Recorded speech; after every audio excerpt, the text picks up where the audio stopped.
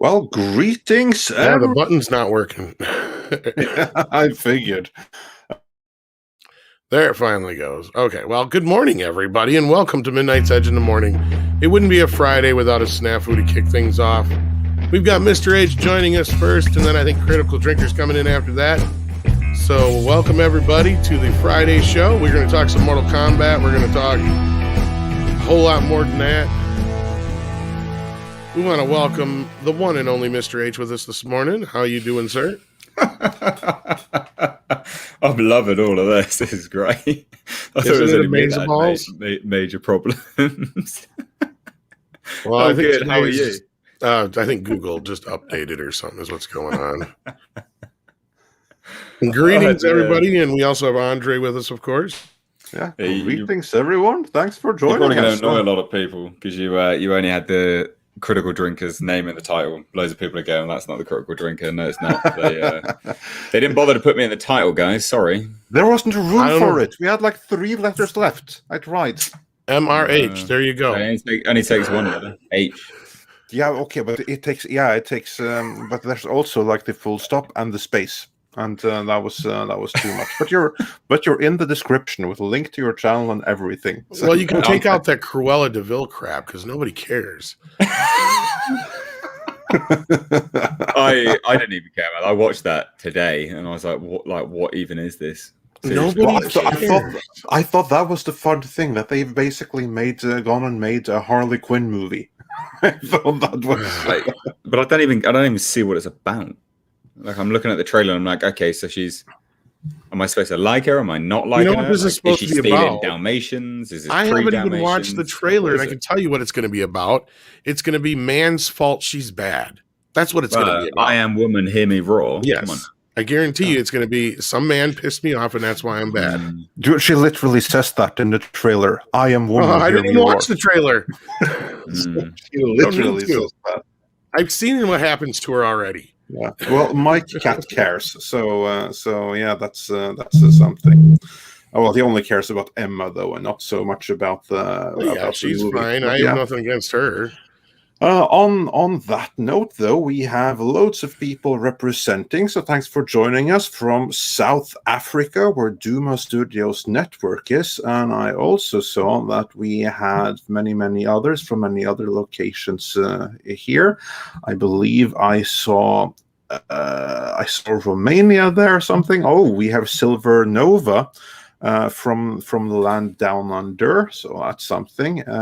Manuel Patino is entirely correct about the description of me, so that's nice.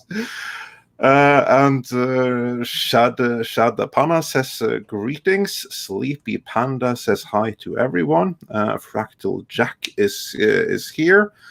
Duck Nation is here as well. That's a pretty cool country. Sander Hammersdag says Congo, so that's as good as greeting as any, I guess. Yeah, and your Muslim uncle is here. He followed me on Twitter earlier today. I noticed. And he says hail to you, Mr. H Reviews. Well, hail. Thank you.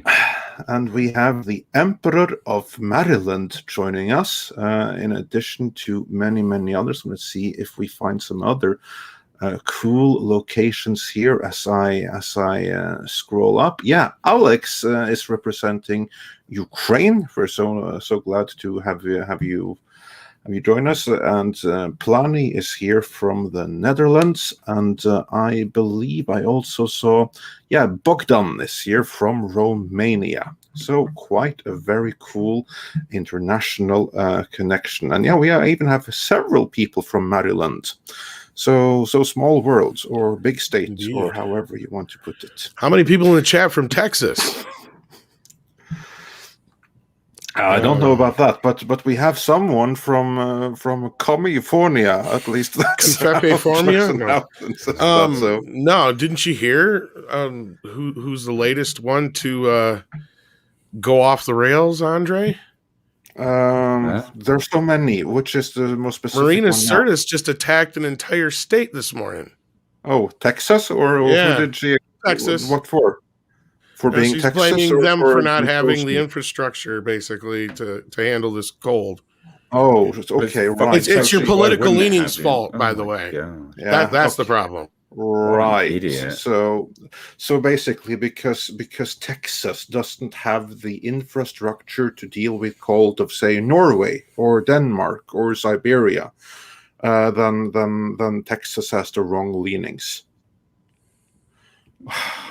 She's getting ratioed to fuck online.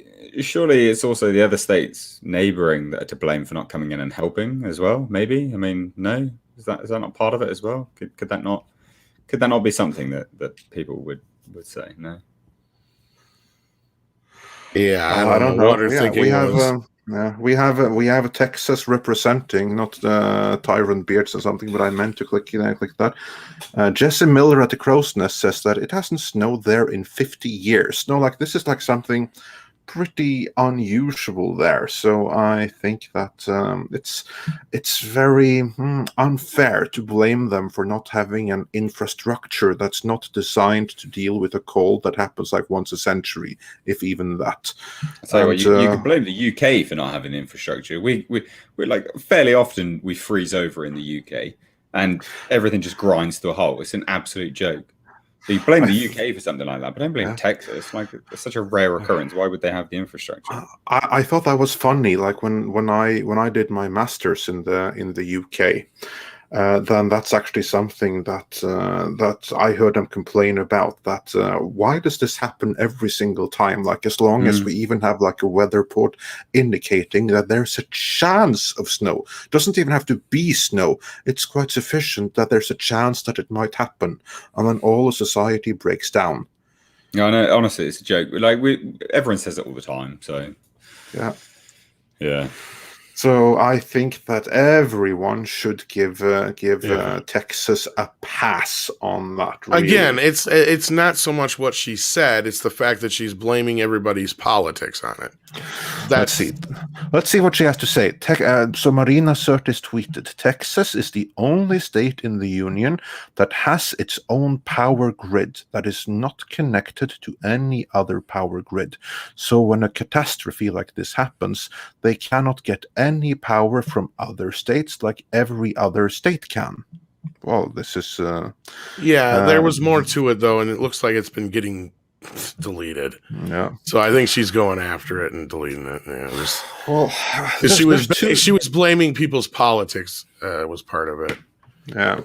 Yeah, because if you subscribe to socialism, you'd all have interconnected power grids, and you'd be loving one another, and Texas wouldn't be able to break away if they ever needed to. Yep, that's right. Yeah, exactly. I think that's quite smart.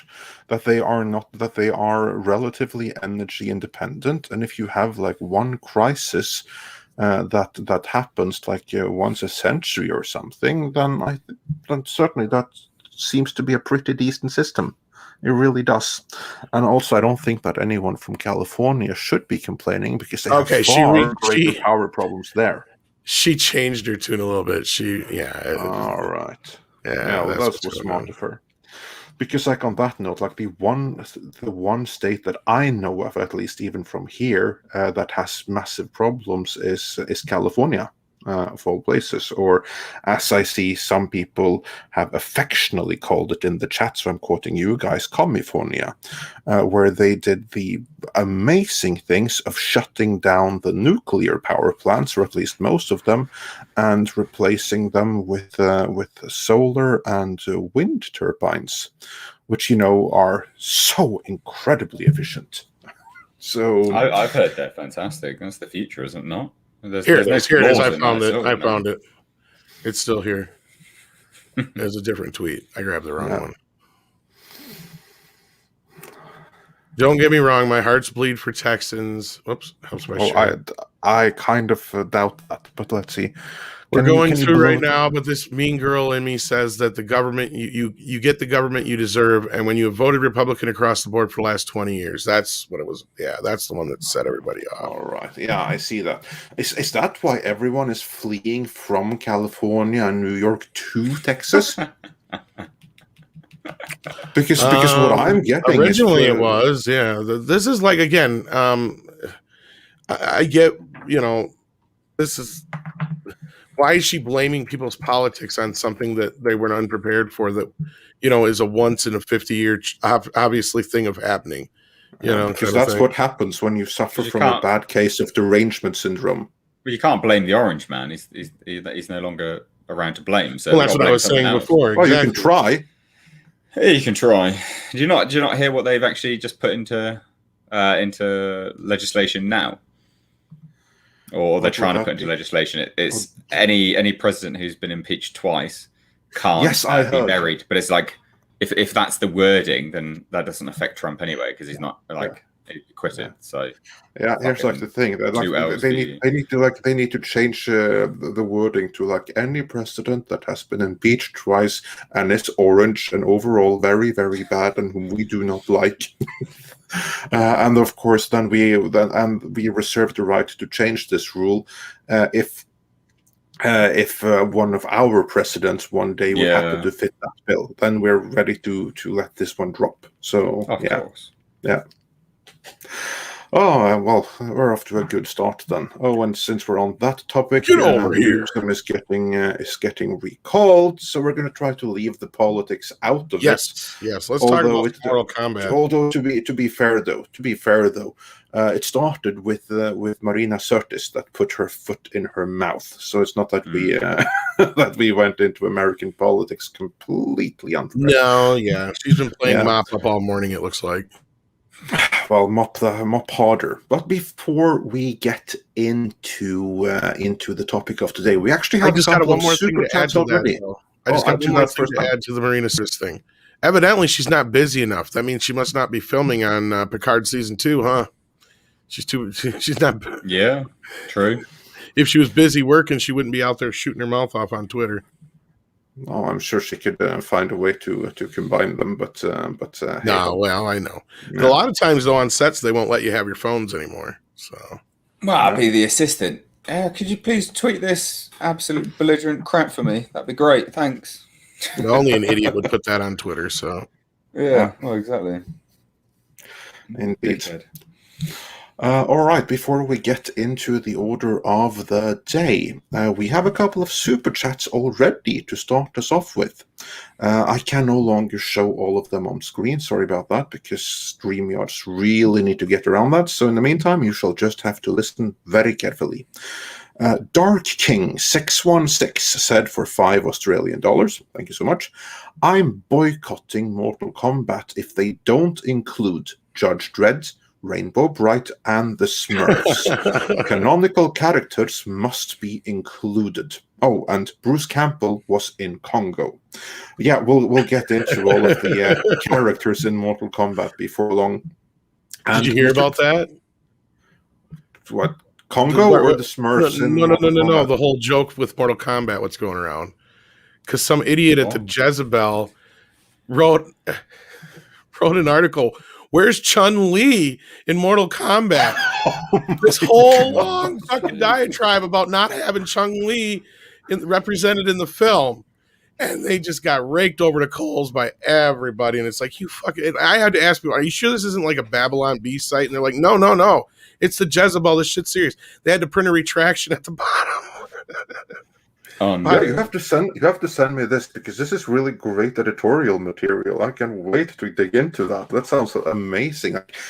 That's kind of like what's your favorite Star Wars movie? Like, I don't know, Wrath of Khan. It's like, oh my exactly. God. It's like, Spock wasn't in the last Star Wars movie.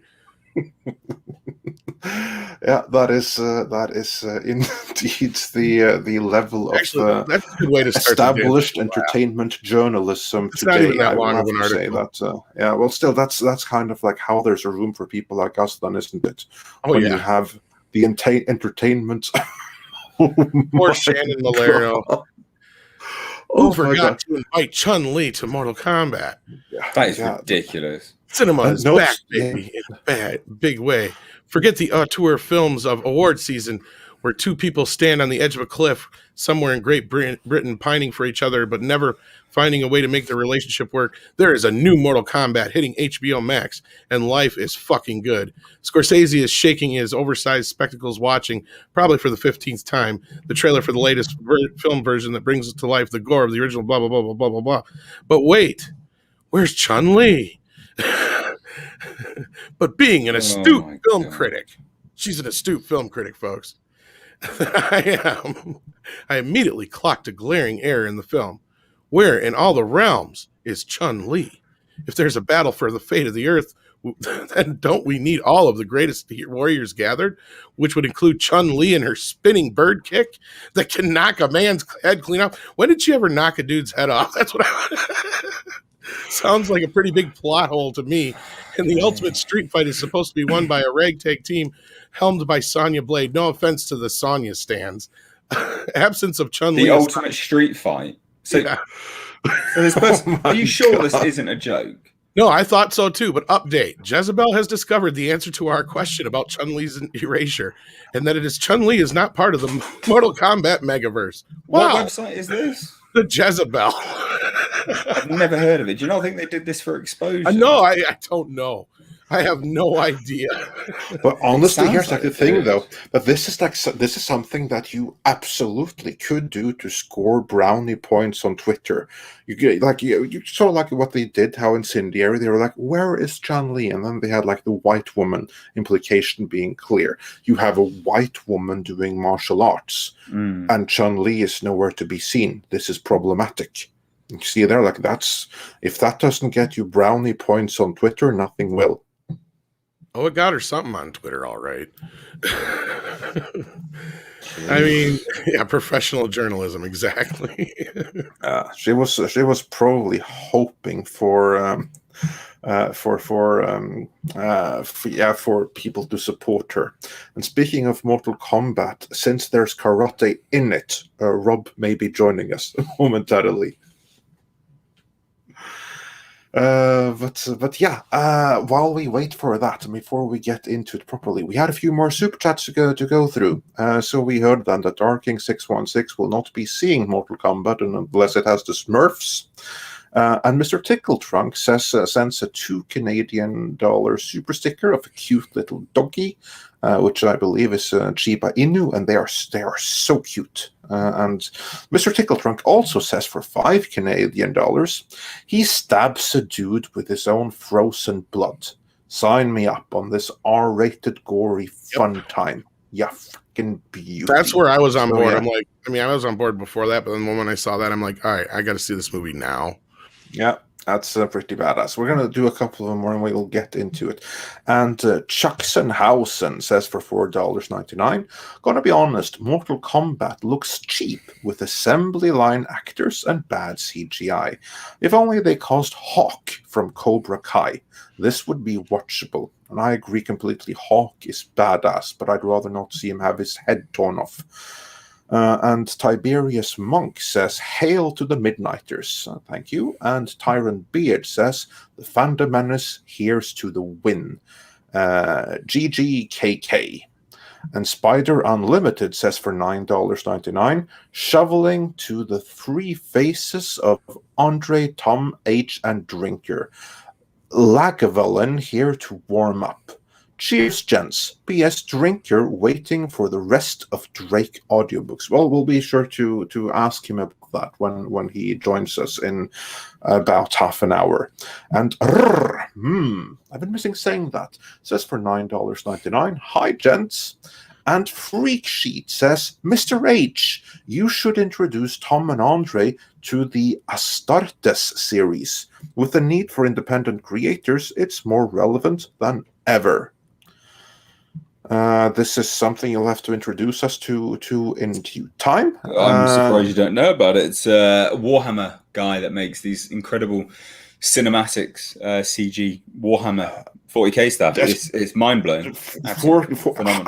Tom, we have to get into this 40k stuff because everyone keeps going on about it one way or the other. Yeah, you do. I mean, Andre will be very happy to know that 2000 AD inspired Warhammer 40k. Let's put it that way. Oh, that's cool. That's very cool. So Yeah. And always caught up. Almost. And also says, hi from Long Beach, New York. Oh, so that's where you are. Very cool. And Roger Haynes says, hey guys, sorry, got to cut back on the super chats for a while. Well, we appreciate the support when you can spare, and if you can't, then we just appreciate you watching. Speaking of watching, Rob has joined us. Hey, Rob. What's going on? Tom said the magic word. It's karate. So I mean that's. So I said, well, I better jump into conversation here. Because aren't you upset that Chun-Li isn't in Mortal Kombat, Rob? What's wrong with you? Let me tell you, I was so upset. Then I realized Chun-Li's not part of this franchise. You really took you that long to realize that? I never really played Mortal Kombat. I mean, it's like, oh, whatever. It's like, that's all right. It's okay. I can allow you to have like a minute or two of like, oh yeah, that's right. This person and an editor and God knows how many other people that this thing went through. Oh God! Before it got posted. Oh, Edward R. Murrow, where are you now? Oh, Jesus! For people who don't know who that is, which is most of our audience, he's the guy who coined the phrase "Good night and good luck, America." So, yeah. All right, so then I believe that, Rob, you have already answered the question of how familiar you were with Mortal Kombat to begin with, since you clearly didn't play the games. But Mr. H, how about you? What does Mortal Kombat, the brand, mean to you? What history do you have with it? I'm not a massive amount. I used to play it back on... I can't remember what it would have been now. It would have been PS1. Well, the good version would have been on. Well, I would say the original would have been on Sega. Yeah, I might have played it on Sega as well. I think this is years and years and years ago now, so I'm trying to remember. But yeah, no, I mean my knowledge of it isn't massive in terms of like experience on it, but I mean I do love it. Just as I used to. It's one of those as a game. It's one of those games that you can just sit down, pick up, and have a good play around. I like the lore. The lore is actually really expansive, and a lot more layered, I think, than what most people have. The sort of rudimentary knowledge of it with Outworld and the sort of each stage of an evil guy and a villain has someone above them, and then above them and above them. The newer stuff, I never really got into the newer stuff. Like there's MK11, is it now? I think MK11 was that the latest one? Yeah, I believe so. I never got into that, but my that's sort of my basic knowledge of it all. Yeah, Tom, how about you? Oh, I mean, I was there at the initial launch. I mean, it was Mortal Kombat was probably the only game that came close to like a Mario game. Like at the time when it came out, like it just sucked the air out of the room. Everybody was playing it. Arcades, you had kids lined up. And then I remember it came out on, Sega and Super Nintendo. And, all the kids wanted the Sega version because the Super Nintendo one didn't have no blood. And half the fatalities or whatever. But yeah, and I mean, I played, of course, Mortal Kombat 2 was even bigger than the first game, I think, if I remember right. And then the movie came out right around that time. And of course, I was a big fan of the original film. Can't say shit for the other ones because they're crap. But yeah, I mean, I played various ones after that. I've got the arcade, but I haven't got it put together yet. So yeah, I mean, I've always been a pretty big fan of it. Of course, love the soundtrack from the original, and the song was always a big hit from when I was DJing back as a kid. So, oh yeah. I mean, Mortal Kombat just kind of was there. It just showed up and it just never left.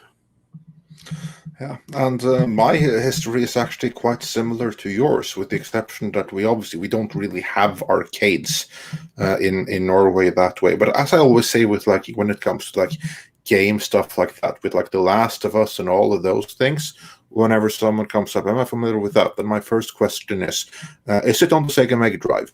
No? Well, then I'm not familiar with it. Obviously, Mortal Kombat was on the Sega Mega Drive. That's Genesis to you guys in the US. So obviously, I'm very familiar with that. I loved the first game. I skipped the second game, because I didn't really discover Mortal Kombat until like the time frame between the second and the third game.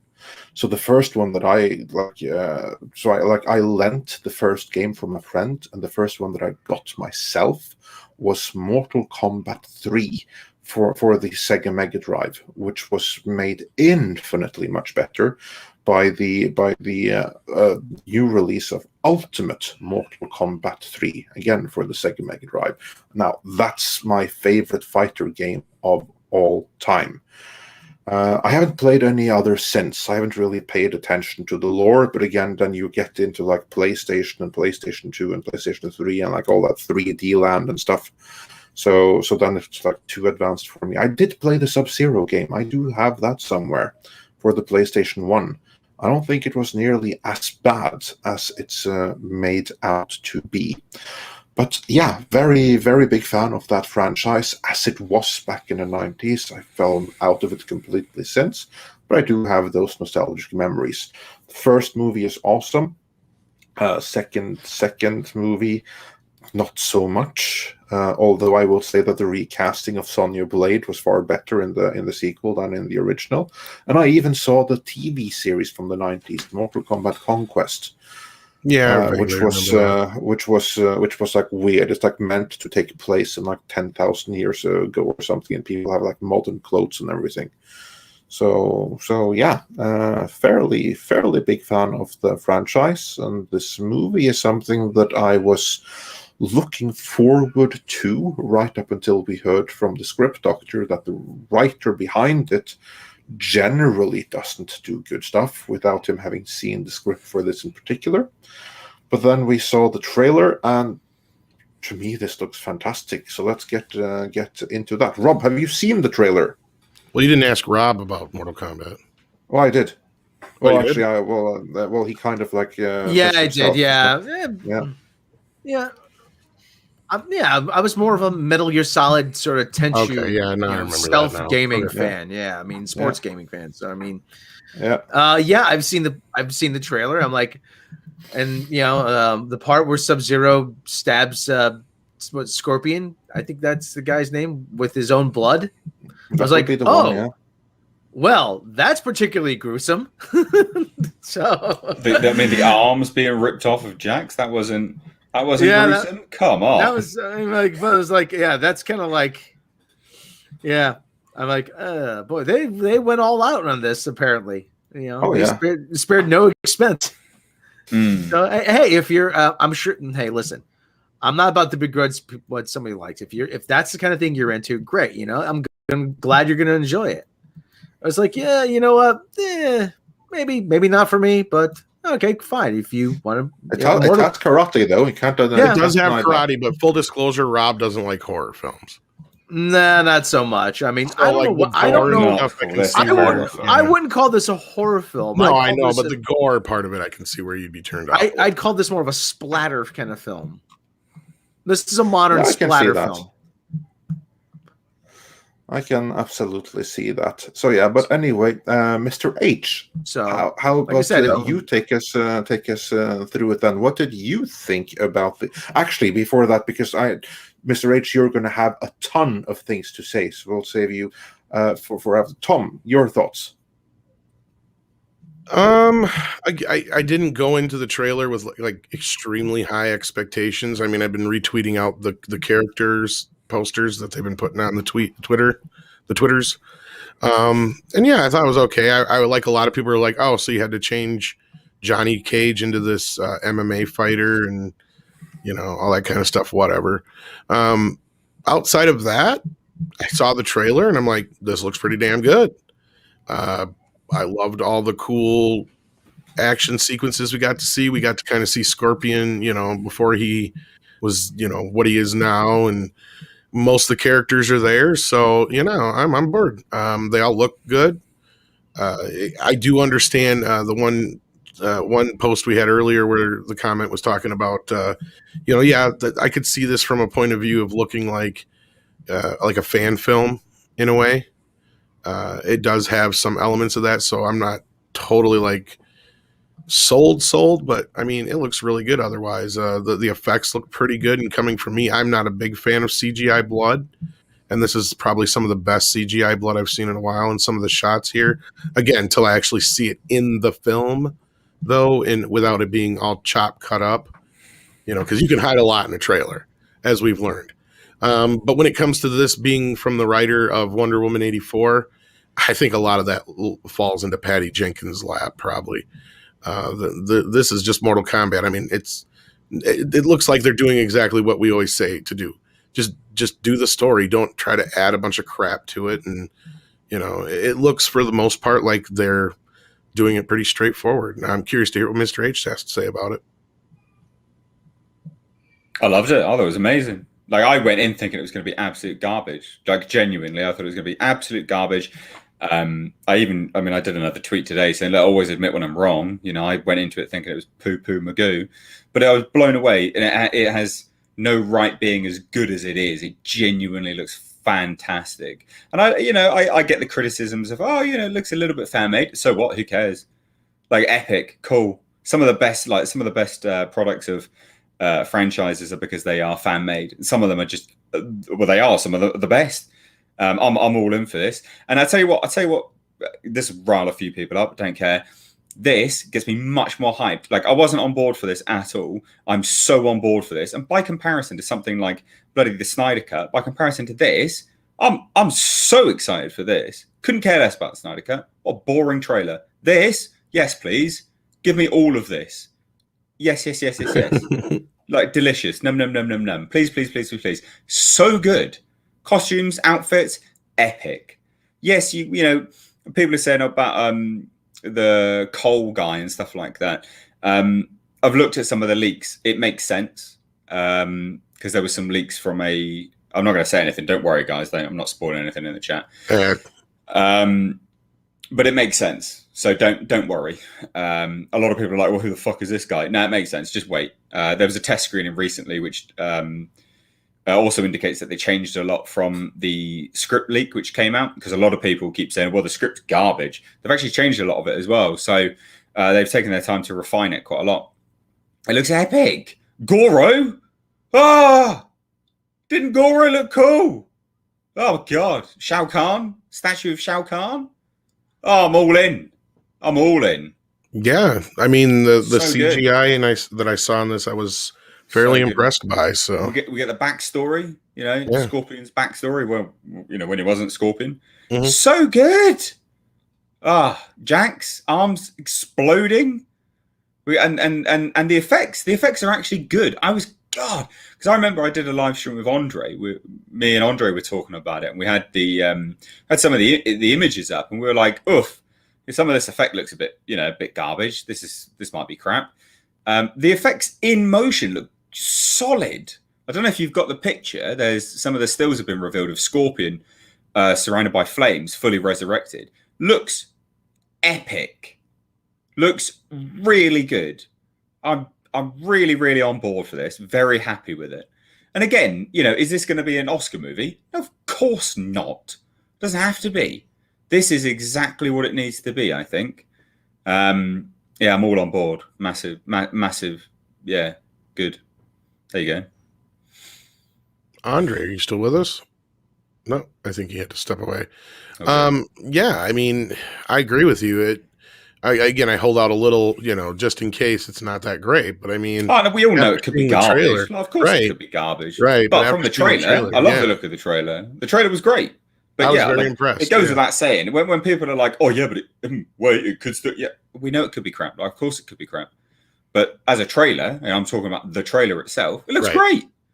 Absolutely, they've done what the trailer should have done, which is sell the film to me. By comparison, a movie which has already come out and has not done very well, Justice League. I don't care about watching that film again. That trailer did not make me want to watch that film again. This, I want to watch it.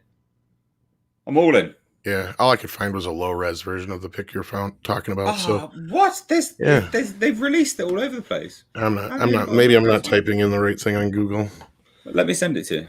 Yeah, I do that. It'd be easier. But yeah, no, I'm in the same boat as you, Mr. H, on this. Like, because I was a pretty big fan of the original film. I went to see it in theater opening day. Actually stayed for the second show because the guy didn't care. in your Twitters. My Twitters. All right. I got loads of them. I got loads of these, and I'll send you them all. They're so good. Nice. Yeah, the one I found was all cropped off and small. This is much better. Even Jax looks cool. Yeah. The effects of the shotgun shot being frozen, solid, so good. Again, what's going to be sad is if Jax looks better than Cyborg because they have similar kind of, with these Cyborg arms. Yeah. Yeah. Well, yeah, exactly. But this, we'll have a look, won't we? We'll see when it all comes out and it gets released. But the effects, it was great. I was very, very impressed. I was, anyone that comes to my channel, like I've done a few videos on it, and I was like, nah, it looks like crap. Like, whatever. I'm not interested. But the lighting on that looks great. It's like CGI fire effects, but look at the orange lighting that they've shone on his face. With all the sort of blues. It looks so good. Yes. Yeah, they did a pretty good job from what I saw. And Scorpion's probably my favorite character of the original bunch anyway. So I'm looking, that's the part I'm looking forward to most is the Scorpion and Sub-Zero fight. And just all out, martial arts war, like a film that, this film might be, I tell you what, so this film doesn't look cheesy bad, right? Like I watched some films, I watched, what was it called? Jiu-Jitsu, right? That's a garbage film. So bad. Yeah. Not even bad, it's funny. Like it's just a terrible film. And that has lots of fighting in. And I really like hand-to-hand combat movies. It's something which I think a lot of, was that Nick Cage one that's basically a rip-off of Mortal Kombat? Yeah. And also Predator as well. And Predator, yeah. Yeah, terrible film. Awful. Not even so bad it's funny. It was just a shit film. Don't watch it. And basically what I'm trying to say is this looks like good. Like lots of hand-to-hand combat, but it looks like it's going to be good. I want to watch hand-to-hand combat movies. I want to watch this kind of stuff. I like this stuff. Well, normally I'm not a fan of video game films in general because I'm one of those where I was like, I'm watching one and I'm like, I'd just rather pick up the controller and play it myself. Yeah, true. Yeah. Mortal Kombat was one of those that when I saw it, like I said, the story kept you interested. It's a pretty simple idea. Did you see the other images I sent you? Let me see. I sent you another 3. So you got Jack's arms there. You got Kano. You fucking beauty. Fucking beauty. Accent. And then the shot image. Get the shot image up because that's such a good effect. That looks so good. Again, who'd have suspected that was going to come out as good as it does? Well, like this movie kind of came out of nowhere to begin with. Because I didn't even remember hearing about it until. You have no what's going on with you? I didn't like the picture for some reason. Hang on. No, you don't say. The error 404. Yeah, sort of reveals that. Yeah, I didn't like the picture, so I'm just gonna save it. Here we go. Do it this way. Oh, my computer's acting all wonky this morning. I had a black screen forever. Lucky I got in here. Someone would be proud of that, I'm sure. Yeah. All right, here we go. Now I got it working.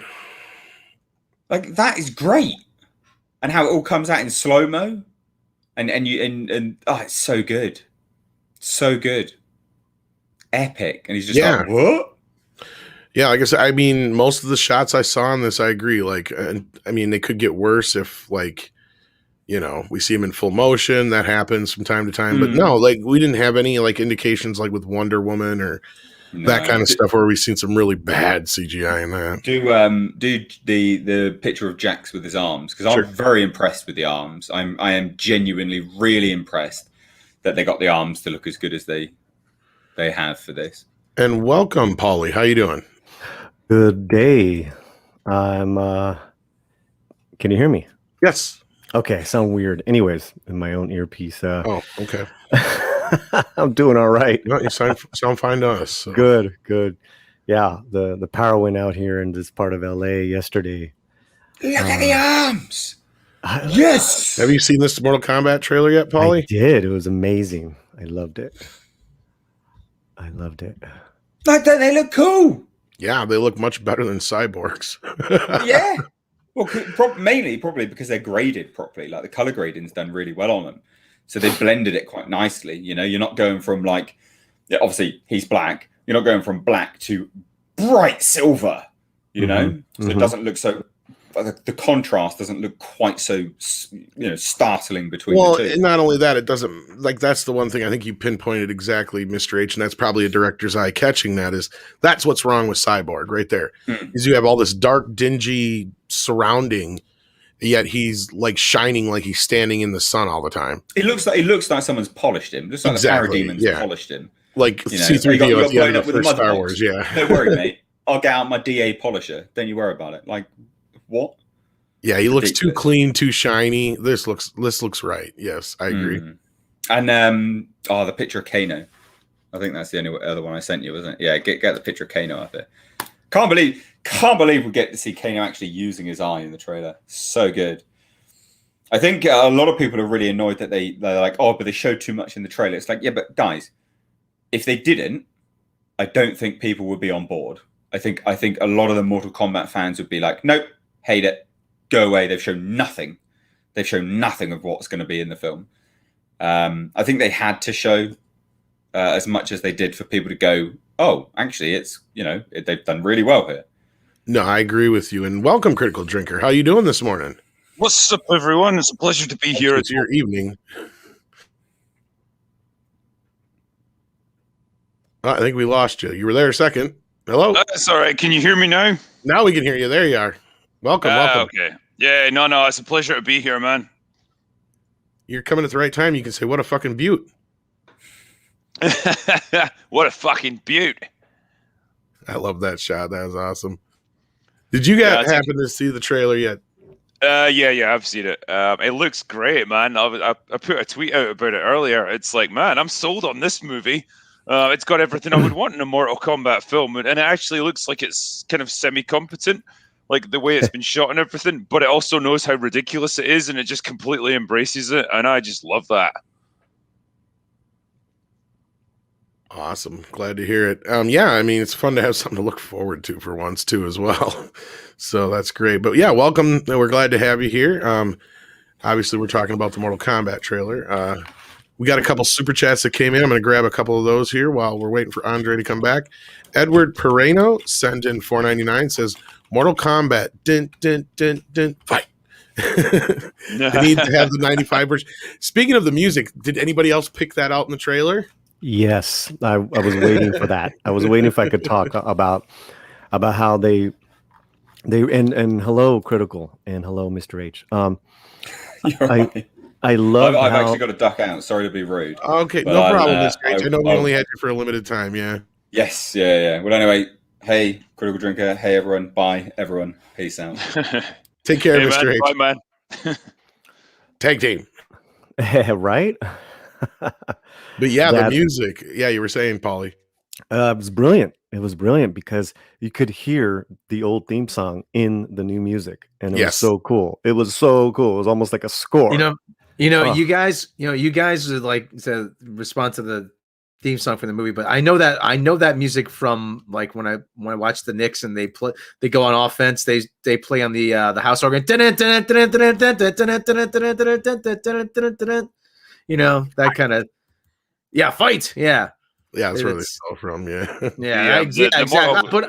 I'm more Mortal familiar Kombat from that theme. Though. It just screams like mid-90s action. Yes. It's just that banging sort of techno beat. It's great. Oh, when I do Mead Radio, that's a staple. Actually, I'm willing to bet that's probably the most played song on Mead Radio. If I went and looked, I wouldn't be surprised. I mean, and just like what he said, that's like so mid-90s. That over I played the hell out of that thing in driving the dance beat, clubs, man. Yeah, but they did. It was like a Critical saying that everything about this was equal parts. Over the top, silly, badass, great sound, great effects, and the effects that they had with the arms, they just look blended in. I loved it on the chest, the blend in of the of the silver into his natural skin. That was crazy. I think in terms of the character design and stuff, it all looks really good. Like Sub-Zero looks awesome. You've got Jax there with the metal arms and everything. Sonya Blade looks good. Like, I mean, Lo Kang even looks good. So yeah, like I'm pretty pleased with all this stuff. Goro's there. Yeah, I mean, that's the cool part is like they didn't deviate too much, and that's the thing. Like, you can update and you can make it look cool. You don't have to deviate that much from the original design. And I mean, really, I mean, they did deviate quite a bit from that, but I mean, the video games have gone way farther than what they were originally when they originally looked like. So I mean, but they managed to keep the style. I mean, you look at it and you know it's Scorpion. You know what I mean? You look at it and you know it's Sub-Zero, and that's all that matters. And that's what's cool to me is they didn't go crazy with any of the designs. I mean, yeah, they're more closer to the newer video game designs, but that's fine. I got no issues with that. The only other issue I had was the whole Cole thing taking away Johnny Cage, but I also understand to a point. I don't know if you guys have any comments on that, but yeah, you were to say something, Drinker? No, it was just kind of echoing what you were saying there. Like, I hope, and it really seems from the trailer, like they understand what made the Mortal Kombat games so compelling in the first case. It was the ridiculous over-the-top gore effects and the finishing moves and all that stuff. And it seems like they've kind of embraced that in this trailer. And yeah, bring it on in that case. Just want that's kind of what you would want from a Mortal Kombat movie, just something way over the top, like really gory, just something that embraces its ridiculous video game origins and just runs with it and doesn't give a shit. And that's hopefully what we're going to get with this. So I'm all in with it. Yeah, I mean, if there was any complaint I had for the original film, was that I don't know whose decision it was besides maybe Robert Shea's to go PG-13, and clearly we know why. But it was just like, why didn't you do like like if there was ever a movie that should have kicked off the unrated DVD market, it should have been Mortal Kombat. They should have, but they never filmed it that way, I'm sure. But now we finally get it, and that's what's cool. That's the first thing I thought when I saw the trailer too, is like, holy crap, they're actually going full on R-rated. Like I was expecting more PG-13 like the original films. And the thing is, once you've crossed that line, like once you've decided, okay, it's going to be an R-rated movie, nothing needs to hold you back then. There's no point showing any restraint. You might as well just go all in with the gore effects and everything because you've already gotten that R rating, so you can't walk back from it. So hopefully they understand that. Yeah. And you were going to say something, Paulie?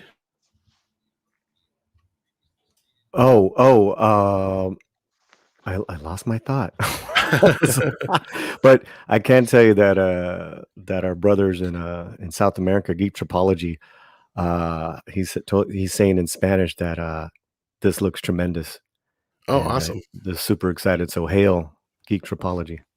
Like even though I'm not a huge Mortal Kombat fan, I can recognize that this looks like what would have happened if if you keep evolving the characters, through each iteration. Yeah. And I think that's sort of the point. I'm like, yeah, that's not what the natural evolution of it would be.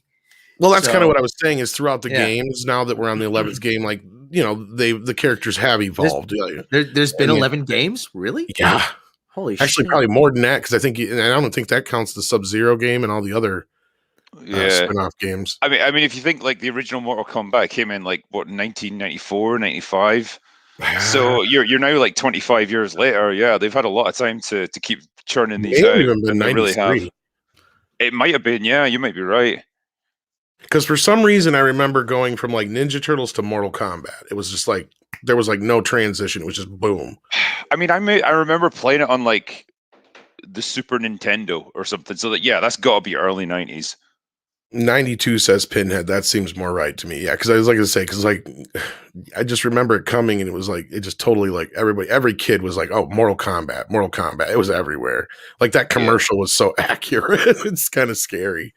The one with the kid screaming Mortal Kombat, and you got all these people coming out for the Mortal Kombat 2 game. Because I remember that day we had Mortal Kombat Day. I can't remember what they actually called it, but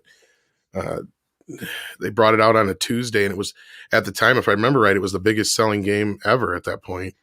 Maybe the only one that was bigger may have been Mario 2 or 3, but I don't know. I can't remember. I remember Mortal Kombat being huge that year, though. Oh yeah. I kind of remember everyone talking about it. And I just remember everyone doing the sayings from it, like "flawless victory" and "finish him, fatality." Well, that's the cool thing about the music was that song came before the movie. Even it was off the game. It's the first time I remember a CD that they did a whole soundtrack for a game that didn't really exist, kind of thing. And that they weren't afraid to use it also in the movie. I know, and that's the best part is when that opening kicks in with that fire, and it's just it was just everything you could imagine as a kid going to see a Mortal Kombat movie, aside from the blood. That was the only thing missing. You know, so we got the Super Nintendo version of the film. Yeah. But what an emotional response I got when I saw the red the red warning, the banner at the beginning. Yeah, that's what Jesse was saying. Yeah, the red band trailer, you got giddy because you're like, oh shit, yeah, they're going R-rated. Yeah, it's a pleasure to see fairly big movies that are still prepared to come out R-rated, because it's kind of a rare thing nowadays. Everything's kind of toned down and sanitized so they can appeal to the biggest audience possible, and you lose a lot because of that. It becomes kind of dull, and it's never going to go that far. So it's great that they actually took the step with this. It's nice to be reminded that they're thinking about us, right? Yeah, right. Yeah, pretty much. Cool. Yeah. So thank you for that, Edward. And I hope they do have the original version of the music in there, but we already know we got the grand orchestral version in the soundtrack already. So I love it when they do that though. Like that's one of my especially another great example is when they integrated the Spider-Man theme into the newer MCU version of the Spider-Man. I love that. When you got the little Spider-Man playing under the little, are you talking about version? Oh yeah. Yeah, I love it when they do that. Like they just mix, there's nothing wrong. And that's what I said, because we got in this huge debate last week about Zimmer's music in the new superhero movies. And I'm like, I don't like it. One thing I did like about the new Justice League that Joss Whedon did was that they had Danny Elfman do the music. And that to me was a plus because you got to use he used the Superman theme, he used the Batman theme. I loved it when he played those into the themes. Tom, really? Come on. You don't enjoy blah? No, I don't. Every 5 minutes. No, I said this is the and I shit you not, this is the Superman theme. It's 3 notes.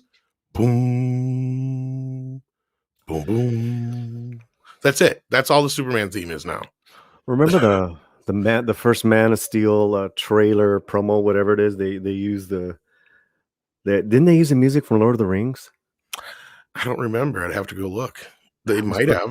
That was pretty cool. And then they used basically. Then that next one was like a kind of 2 or 3 keys on the piano. Doo-doo, doo-doo.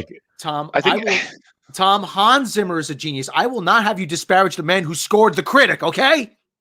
His old stuff's great, Rob. No kidding. Yeah. His older stuff is amazeballs.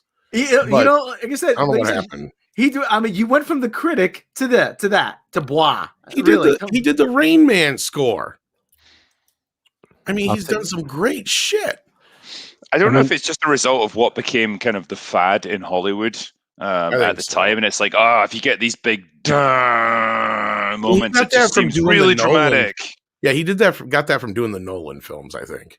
Yeah, I could be wrong. I'd have to go back and listen, but yeah, all of a sudden you get these just bombastic scores. And I remember watching a behind the scenes thing where he was making the music for Man of Steel, and he's all jazzed up about having a whole buttload of drummers together at once, and I'm just like, what are you accomplishing here? I just don't get it. You're just the drums, man. You're spending a shit ton of money for no good reason. Yeah, what's weird though is when you hear the theme from another film in a different movie, Wonder Woman 1984 did it, and it had suddenly the theme from Sunshine, I think it was at one point. Zimmer does that all the time. Yeah, it's what the fuck are you doing? You're just it's like someone just made a bootleg video of it, and they just put any old score they could find. That's what I'm saying. They did that for the Man of Steel, the first trailer. Yeah, we don't have our music done yet. Let's use Lord of the Rings, Howard Shore. Yeah, Ollie, that's normal. Actually, that's nothing. No, yeah, sure. But I will say, I enjoyed that more than what was actually done. I will say this in Zimmer's defense, as far as reusing music, that's not new. Like, you can go all the way back to like Jerry Goldsmith and stuff like that. He'd do that all the time. Like, there's so many times where he just reused so many pieces of his other films, and a lot of times because back then nobody would remember it, you know. But now it's days when we have people who watch movies so many times, so often, you can pick it out real easy. It's like, and even Andre did. He's like, I know that's the music from Justice League or whatever, and the one shot in Wonder Woman, and I'm like, oh yeah, it is, you know. So like, you get that more so now. When I find it, I guess I don't think that there's as good of an excuse now to do it as there used to be, I guess is what I'm trying to say. Well, Hans Zimmer's my Hans Zimmer moment is the Miami Vice TV show theme. Yeah. That is incredible. And then Script Doctor points out that much of Hans Zimmer music from The Dark Knight is used with editors during their early cuts. Yeah, that's probably why it sounds the way it does. I got those soundtracks. I mean, and that's the thing. I could tell you what they are if I heard them, but I couldn't distinctly tell you the certain tracks probably or certain moments like I could other scores because they're just so generic. Thunderstorm there, who just put a super chat up, said, "Why would anyone change the Superman theme?" That was my argument. It's perfect. It's the perfect theme for Superman. You don't need to do anything to it. Well, and imagine if they'd leapt in with it at one point in Justice League.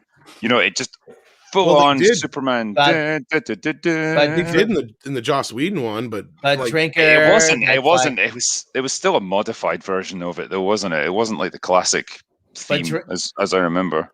But Drinker, that's like all olden stuff, and yours that's a boomer. You just want nostalgia, and like it's not made for you. Don't you know that's not made for you? Don't you know that? Everything has to be postmodern and deconstructed because I was literally shaking. Yeah, it's just the problem is, like, I'm fine with creating modern themes if they're actually fucking good. The problem is most of them are just like generic flat garbage that just does nothing for me. Whereas you get the Superman theme and bam, you're straight in there. Like, it just gets you fired up the moment you hear it. Michael Giacchino, he's really good at he's really good. I mean, a lot of his stuff's kind of average, but he does pretty good work. Alan Silvestri, man, I'm like, why don't they get him for every fucking superhero movie? I mean, there's a guy who, I mean, you can, what do we always say, Tom, about Captain America: The First Avenger? Well, I don't think, it's one of the most underrated superhero films. Yeah. But that Joe Johnston was the director, yeah. Yeah, but that that theme at the end, when you hear da, da, da, da, da, you don't even have to know who Captain America is. You could have never heard of Captain America, but hearing that, like, okay, this guy's a hero. You just know. It just hits all the right, like, emotional cues and everything. And like Alan Silvestri, like I said, the guy's brilliant. Everything, Back to the Future, the Avengers, Captain America. I mean, everything. Everything is identifiable. I mean, he scored the brilliance of Back to the Future. He scored Back to the Future as if it was an adventure movie, and in a certain sense, it is. Yeah. No, I would agree with you on that one. Silvestri's scores are excellent. Can't really fault them, to be honest. Please get him to do a Star Trek movie, please. I believe that he was the one who did like that Avengers tune and also like the Marvel Studios logo. That's what Rob was saying. Yeah. Because it's all based on the Captain America. On that note, greetings, Drinker and Polly. Sorry to be. So in other words, Andre's back, and Edward got the most money I've ever seen out of a $4.99 super chat ever, because we spent 20 minutes talking about the soundtracks. Well, if I could say one more thing about soundtracks, did we like that Superman Returns brought back the John Williams music? Was that the only good thing about that movie? I don't say that's the only good thing, but I did enjoy that. Yeah. I think that movie had a really good heart. They were really trying to continue the spirit of the Christopher Reeves movies, and Brandon Routh kind of looked like him, and it was all there. It's just like the world had kind of moved on since then, and the way his outfit was styled and everything. It's like, okay, it's a little bit a little bit Yeah. dated now. I think you need to move things on a little bit, but like the score is still fine. Yeah. Yeah. And I mean, the- honestly, I'd argue with Superman Returns, we would have probably liked the sequels better. Because that's the thing with, Superman Returns was reestablishing the world. And the That's ideas right. that they were going to kind of move on with sounded so much more interesting. they And tried to, right? Yeah. They really tried Yeah, to. too Just bad they like didn't Critical move on said. right away then. That they had to No, I devote the got whole it. I movie agree. to reestablish I things. thought because it's a third of a good movie. The rest of it is just wasted fucking filler Well, junk. the casting was a little odd, right? It was uneven, for me. Yeah, I didn't like the Lois Lane. I think Brandon Oh, Ruth did his best with the role. I think Kevin Spacey was a pretty decent Lex Luthor. As for the rest of them, yeah, not so much. It was funny, like with Lois Lane, and like it kind of like looked like kids cosplaying as adults. Yes. A little bit. She was miscast completely. They should have got Amy Adams then. She was actually up for it then too. Really? And she was age appropriate for it. Yep. Yeah. Yeah, true. And then they brought back the Marlon Brando stuff, didn't they? Yep. Yeah, they did. They used deleted That was scene. awesome. Which was fine with me because that was the thing is you didn't need to redo everything. That was the problem with the film was they had the right idea, but it was like you still are reestablishing too much. You need to have Superman do some shit. That was the problem with the movie. Well, he did lift that whole no, he needs to Kryptonian punch mountain. some shit, not instead of just the ground. He did save that Just- space shuttle. Yeah, you had Tom, the just be scenes where the glad guy that was both- firing the minigun at him, and it's like the bullets are bouncing off him and stuff. Honestly, that was the highlight of the whole movie. Like when he was shot in the eye and the bullet bounced off his eye. That was like that was the coolest thing about that whole movie. That was Well, pretty just cool. be But glad this would be a that, good candidate. Joel's in the bagel. Yeah, just be glad. I think I can play Jarrell as a bagel. I genuinely wish they'd made the Nick Cage Superman movie. Oh, me too. It would have I been would pay to gloriously finance bad. that. Right? Have you heard the rumor that that they for the Flash movie, the one that's going to like bring open the DC multiverse, they actually want to bring in Nicolas Cage as Superman. Oh, do it! Please do it, Wow. Yeah, do it. man! I But like the old footage that they filmed, or now? No, no, not no, now. I They're think gonna this like thing- pretend that movie happened because there's so many people who In know some- of that's that the movie great that thing. never happened. So they're in gonna. some, So in the some idea. crazy alternate universe, that movie did Yeah. happen, and it would be a great universe to live in. Well, it Yeah, almost more feels like it Earth did happen. Protector. Yeah. We Lois. heard this from Andy Signor, so I have to give full credit to Andy Signor. Well, and to that's been Popcorn around for a Planet. while, actually. But yeah, That's where I heard it then. So maybe it's been a while around, but I heard it from him. So basically, like the rumor, then who knows what's going to happen? But like AT&T, they want to bring everything in. They want everything to be part of like the multiverse. And then the idea then is that the Nicolas Cage Superman, that's later on in the Burtonverse. So that's the Superman that Michael. well, Keaton did you interacted see with. the other rumor It making the would have rounds? been- Oh, go ahead, Critical.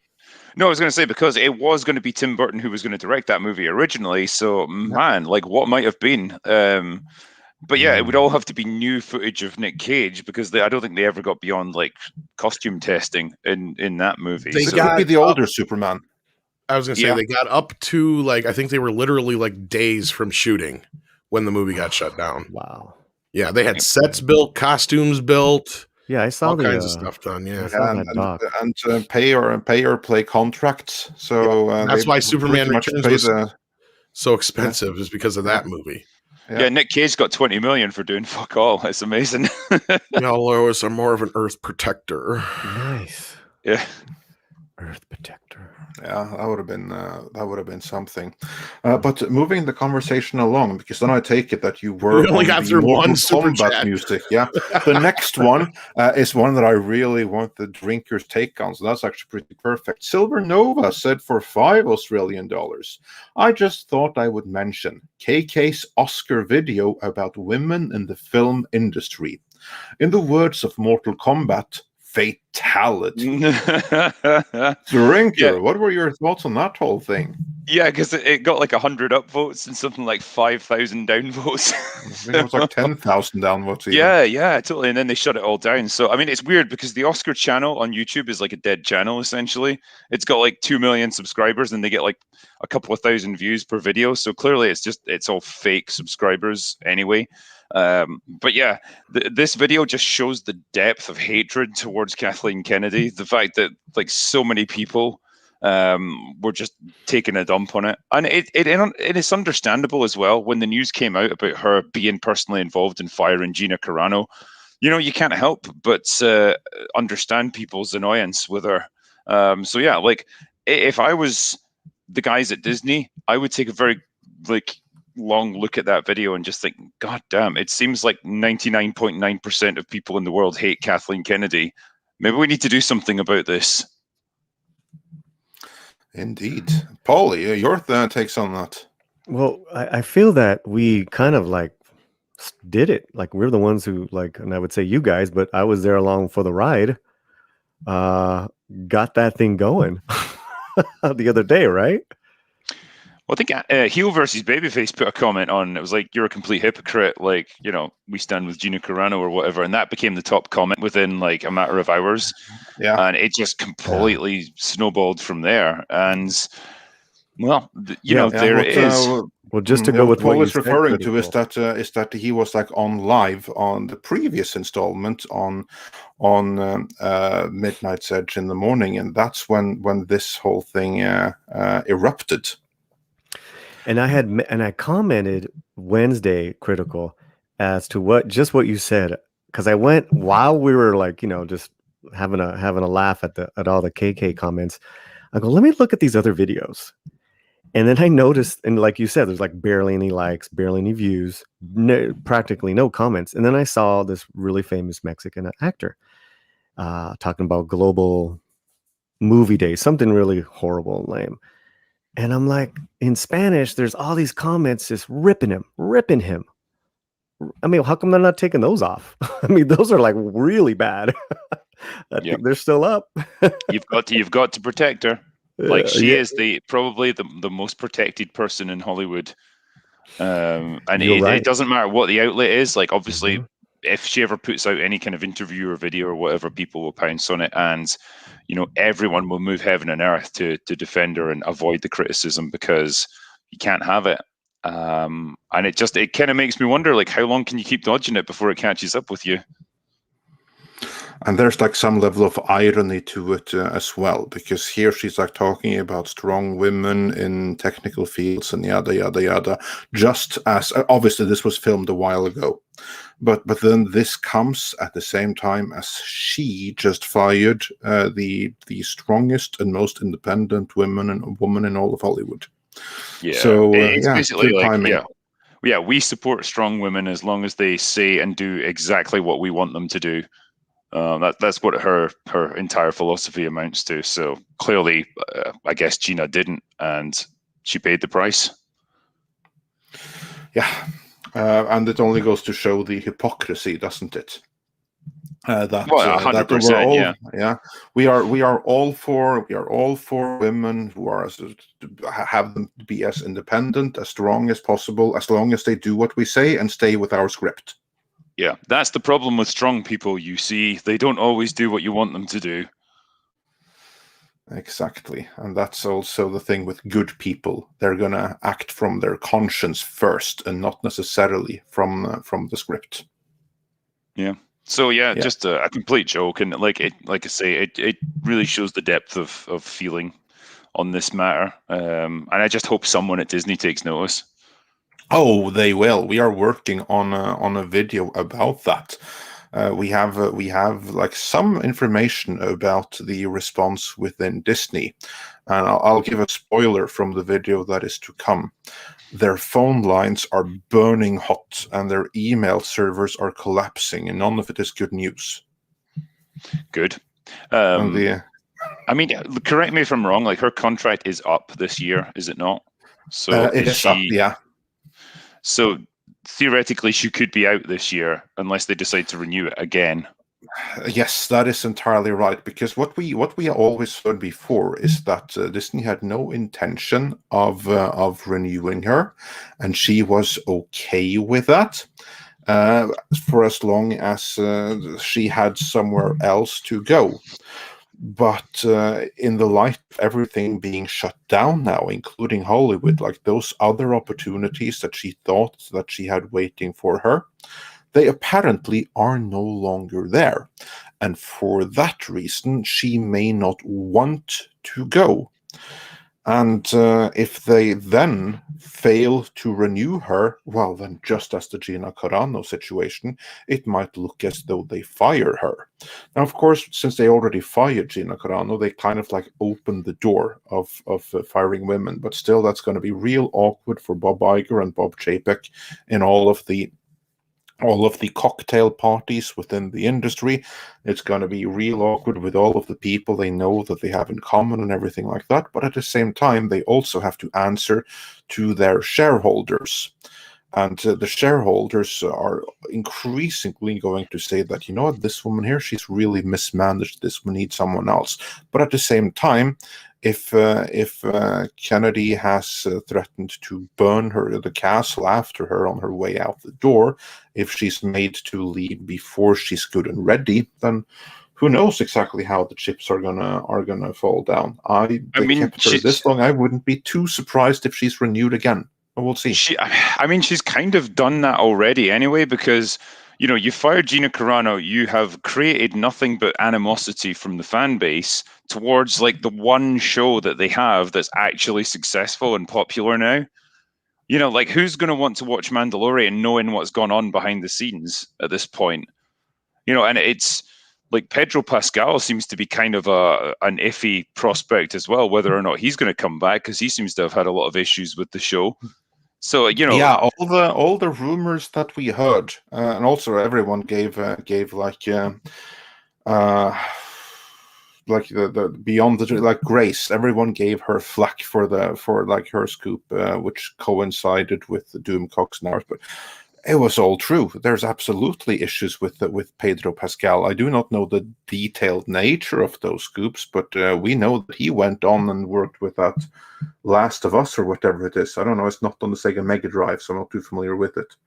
Yeah, if that goes into production, I'm not sure how far along. Yeah, I'm not sure how far along they are at this point. But when it does, that's going to be a big gig, and I cannot see him doing 2 shows. And I can't see him laboring away on a show like Mandalorian, where you don't see his face for like 95% of the time. Well, of course, he can be a voice artist, of course, but that's probably what it's going to amount to. And that's kind of like what he's doing right now. He's basically a voice artist for 2 other men who are actually in the suit. Yeah. So that's like the only way that I can see it continue.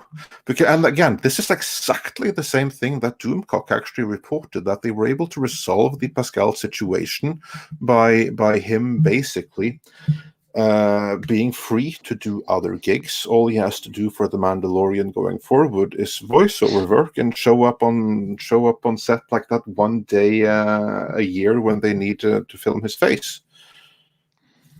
This seems more likely now. Yeah. It's like I say, it's just a question of how much of an impact this has on like the interest in the Mandalorian and the attitude towards Disney, because like I say, that was their one and only successful show. It was the one thing that people seem to be really starting to warm to, and it was gathering a lot of momentum. And it's been effectively torpedoed with all this nonsense that's gone on. So, you have to wonder, like, where do they go from here, and what does that do to the sort of politics and the power balance within Lucasfilm? If that was Favreau's big thing that he was working on and that he was pushing forward, and it's been undermined now by firing one of the big stars of it, what does that mean for the where they go is they go down with the ship. It's more important. It's more important to stay on message and to fail than it is to actually be successful. Because as I always say, there's that scene from The Godfather Book 2 where they're about to commit the little girl. All those very learned individuals from fields of psychology and medicine and psychiatry and everything, they all look at each other and say, well, if she's right, then we're all wrong. And that's what it comes down to. If we're right, they're wrong. And they will never admit that to themselves. I mean, it used to be that Disney had like FU money with all their theme parks and everything and the revenue that they got from that, but they really don't have that anymore. And it kind of feels like they have to be a bit more humble and a bit more receptive to what the fans want. And well, this is the exact opposite of it. And it's just a really strange situation they're getting themselves into now. Like you can't afford to burn these bridges when you need them. Yeah, that's like the thing here, that what essentially has happened here, I think, is that they have now eroded away all of the goodwill that The Mandalorian created. I submit that after The Mandalorian, certainly the Luke Skywalker reveal, fans were excited, willing to come back. But this just undid all of it. I mean, I don't even know how excited people are for Boba Fett right now, although that should be awesome with Robert Rodriguez as the showrunner and everything. But again, there's going to be many casualties from this, from Kathleen Kennedy's action, because what we've heard, what we put in our previous video that went up yesterday, which I do believe is shadow banned because it has uncharacteristically few views. But anyway, one of the revelations there is that Kathleen Kennedy did this deliberately to screw with Jon Favreau and The Mandalorian, to target them through firing Gina Carano, because they were just a little bit too successful for her liking. But still, the end is you take down Star Wars as a whole, because no matter how much Kennedy and her camp may hope it, the High Republic isn't gonna make up the shortfall there. It's all right, Andre. We've got Rian Johnson's trilogy that's still in development, apparently, so that's going to be fine. Oh yeah, well, it's all okay then. Yeah. I mean, it's all for me rather just depressing, and I have no interest now in seeing The Mandalorian, and I'm torn because Rodriguez, you know, and to a lesser extent now with Diego, but who knows? But yeah, man, this sucks. It really felt for a little while there, like I like the picture. Yeah, it really felt for a little while like they were starting to pull themselves out of the mire of all this social justice crap and the ideologically the messaging and everything. It felt like Kennedy was on her way out, and her group of sycophants were losing influence, and you've got something like Mandalorian, made by a guy who just was passionate about Star Wars and just wanted to tell a good story, was really starting to shine through, and it felt like, great, that's exactly the direction they need to be heading in. They're realizing their mistake and they're putting it right, just in a subtle way, and it's really starting to come through. And boom, there you go. It can't be allowed to succeed because you don't want to have a show that actually succeeds on its own merits. It's got to be all about the messaging, and this is what we get. Yeah, that's perfect what Tom brought up on screen there. This is exactly what we get. So yeah, good going, ruining Star Wars there. But we have a couple of more super chats. BK0271 says for 10 Canadian dollars, hey guys, there are more and more videos about Amber Heard being replaced on Aquaman 2 by Emilia Clarke. Is this true? Also, H's name is not on HBO Max's Justice League cast run. Hashtag Justice for Johnny. Well, she's in the movie, I assure you. They may not have wanted to show her, but she's there. She even filmed new scenes for it. So she's definitely in the Snyder Cut. But her being recast in Aquaman 2, I am unfamiliar with that. I haven't heard anything to that end. So I don't know. Any of you guys, have you heard anything to that end? And would you like to see it? I mean, Emilia Clarke's a strange choice to replace her. Like, no offense to her, like, as much as Amber Heard's a horrifying monster of a person, like, she's pretty hot, and she's quite, like, statuesque, and I just couldn't see Emilia Clarke, like, stepping in and filling her shoes.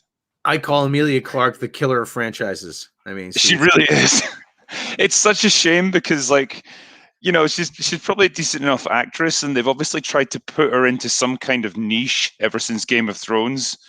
And it's just like everything she's done, she's just failed at. Like, she's not an action star, clearly. You know, What was that? What was that? Was he in like a rom-com or? I remember her being in some kind of romantic movie, and I think that's probably where she should sit. Like, just things that require her to just like sit in a room and talk to people. Oh, but it looked horrible. Critical. It looked horrible. It probably was. Sit there, bat your eyes, and look pretty. That's pretty much. Yeah, I mean, she's she's dainty and cute looking, and I'm sure there's like a niche for things like that. But it's like, don't put her in action movies. Don't try and make her into Sarah Connor. She is not that. Yeah, and I don't think there's any truth to this. I'll be happy if I'm wrong, but I honestly do not think that she is going to be the new Mera. We should be so lucky. The rumors that we've heard all point to a bigger role for Amber, not for Mera, but for Amber, and them actually filming new scenes with her for Justice League kind of like underlines that. So I think that's probably more wishful thinking than anything else.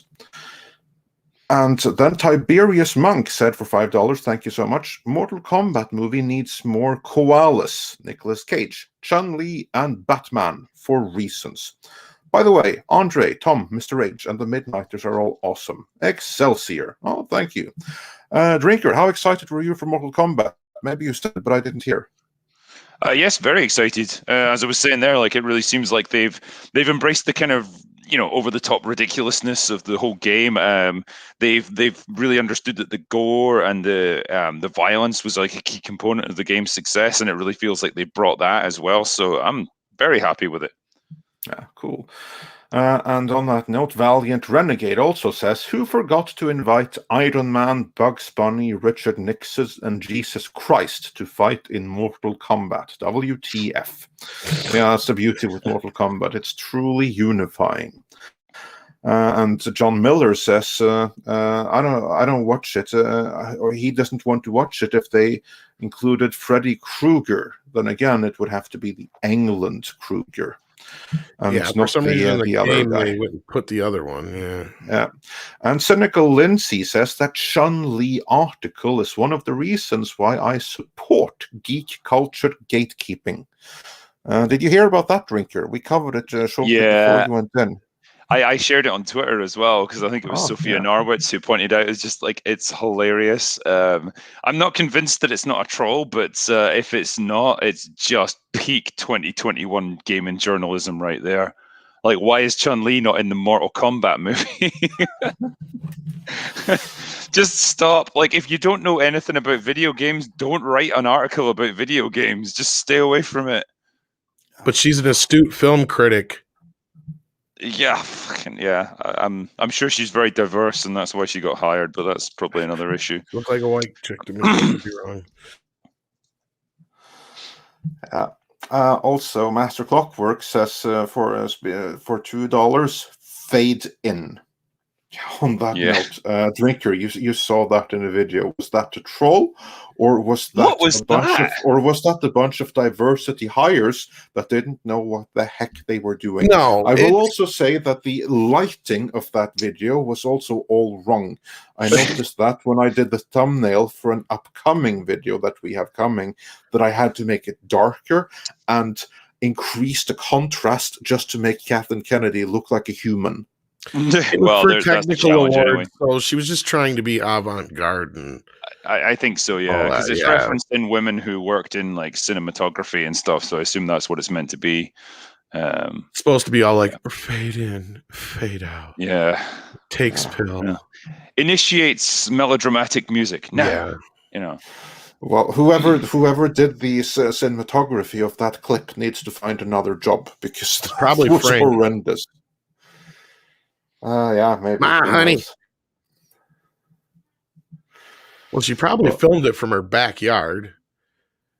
Yeah, maybe. I don't know. I would imagine so. But still, it wasn't good, as I noticed when I tried to make a thumbnail from it. It was not a great video to talk about the awesomeness of technical achievements in film. It wasn't. She's looking around. Where's Frank? Okay, he's gone. Okay, maybe I could get this done in 10 minutes. He would have directed it better. Yeah, that's for sure. And Sleepy Panda said doggy super sticker, so thanks for that. And Jay Fraser 360 sends £5 saying, warning to Mike, David of Red Bar Radio. This stream may contain bolts, DVDs, and statues. So, fuck that guy. Oh yeah, this is a reference to something else, isn't it, Tom? That guy. Yes. Yeah. And your Muslim uncle says, listen to Mr. H, Brother Marines. And Hyper Guyver says, I heard that if you say Chuck Norris 3 times in the mirror, Rob will appear. And Enoch Mammon says that Jezebel article is further proof that the Access media is full of activists, not journalists. Well, it's a perfect example of what's going to happen if you continue to go down this road of, we're worried first and foremost about the diversity factor than we are if this person is actually talented or smart. It gives you a great insight into what they base their articles around. It's like, what can we get outraged about today? What piece of oppression or exclusion can we highlight so that we can get some more clicks in? And that's what you get. You get people who just don't even understand the subject matter, but they just want to rant about something. And I remember when games journalism was confined to like people who were genuinely passionate about video games and had a real background in the industry. And they just talked about games and what was going on within the industry. They didn't give a crap about politics or representation or any of that other stuff. And it's just a perfect example, like you say, of what happens when you get activists instead of journalists. That was the old days when there were things called magazines. Yes, I remember magazines. They were great. They weren't they? Jeez. You bring up a great point, Drinker. What was one of the biggest complaints about the Spider-Man game, not the Miles Morales, but the Spider-Man PS4 game. I remember reading that it didn't do enough to address the issue of police corruption in New York. Yeah, I swear to God, I'm like, for fuck's sake! Someone wanted a plot of that in the game. Brilliant. Yeah, they did. I remember a review of like the latest Tomb Raider game, and it was like Tomb Raider is fun, but it doesn't do enough to address Lara Croft's post-colonial history or something. I was like, oh, get fucked! Like, what has that got to do with any of this? It's just nonsense, like shit stirring crap that is like all they can come up with just to get angry about. I got into a Twitter beef about that with the guy somebody wrote the article, and it's like, there's a time and a place for it, and the time and place is not in a Spider-Man game. It's if you want to address if you want something that addresses police corruption, go watch Serpico. Seriously, which is a great movie, by the way. It's like Spider-Man's meant to be lighthearted, fun. Exactly. It's an adventure. It's nothing to do with like this real world crap that we have to deal with all the time. Exactly. Dear God. Unbelievable. Anyway. Next we had Karasu Yaiba, who says, the time reset ruined the MK lore for me. Yeah, they did some weird time travel stuff or something. I don't know. Like, I completely fallen out of it since Mortal Kombat 3. Yeah. Like the original 3. 16-bit generation 3. So unfortunately, speaking of uninformed critiques, I've played a few of the games, but I'm not like knee deep in the lore. I know the stuff from the movies, a little bit of the TV show, but I barely remember any of that crap. I just remember the basics from the video game and the early video games and movies. So hopefully, it's not one of those situations where they destroy all the lore for the true fans of the series. So, I'd like to hear that. So you guys got to definitely let us know if that's the case, if you are. But no, I consider myself a moderate fan. And from what I've seen, it looks pretty good. Yeah, it does. It does indeed. And then we have Thunderstorm wonders how many people okayed that story for publishing, obviously referring to the Chun-Li thing, which is why I agree with the drinker. I think that this was like some way of trying to create some false controversy and getting like loads of brownie points on Twitter and some woke points and create some kind of debate or something. But instead, hopefully, it's going to fall completely flat on its face. But you saw it was really incendiary, that article.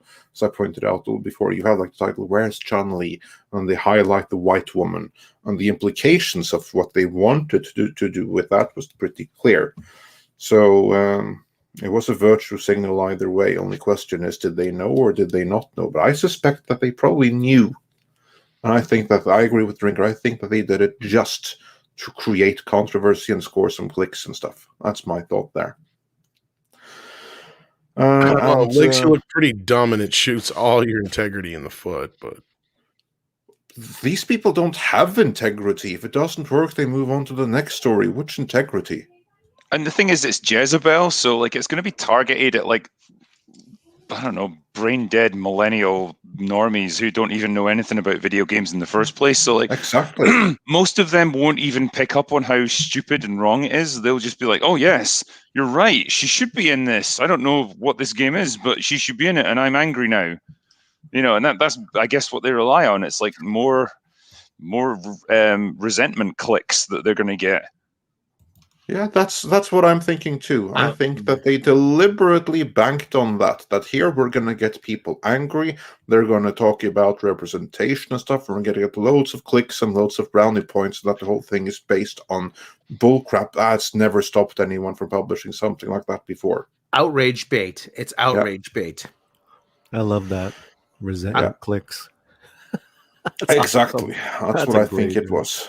And then we had Cesario JPN, who says they need to bring back Mortal Kombat Conquest. Chock full of beautiful ladies like Kristanna Loken, Angelica Bridges, etc. Hashtag bring back 90s TV. Did you guys ever watch Mortal Kombat Conquest? I did. Was I the only one? Now that Kristanna Loken is in it, I think I will watch it. That's that newer one they did through Machinima or whatever online. No, this is the original one. This is the OG one, the one from the 90s, not the machine one. But like before she was in Terminator, she was in Mortal Kombat Conquest. That's one of the places where she started out. Is it a movie or show? What is it? The series, TV series. Okay, well, I've seen the live action one with the guy who played Liu Kang in it. If that's it. No, that's not it. Like, this is from the 90s. It's like the same kind of series as like Sinbad and stuff. Well, I don't remember the guy playing Liu Kang being in it. Yeah, he was the only guy who was the same person. Was the guy who played Liu Kang? No, you mean the guy who played Scorpion? Because that was the guy who I know. They had the same actor playing Scorpion in the movies and in the series. I don't even think that Liu Kang was in it because it took place like thousands of years before. It featured Kung Lao and stuff. But of course, I'm just going from memory here, and maybe he was in it. He was in it too. But basically, it was like real budget, child-friendly thing, kind of like the Hercules series. It's like that general idea, only in Mortal Kombat setting. So if you consider Kevin Sorbo's Hercules, it was that kind of stuff. So it wasn't great, but yeah, it had Kristanna Loken, so that helped. And then Imperial Lumpia says for $10, hail all, fair warning, 40k has a lot of lore to get through, been consuming it over 20 years and I still don't know everything.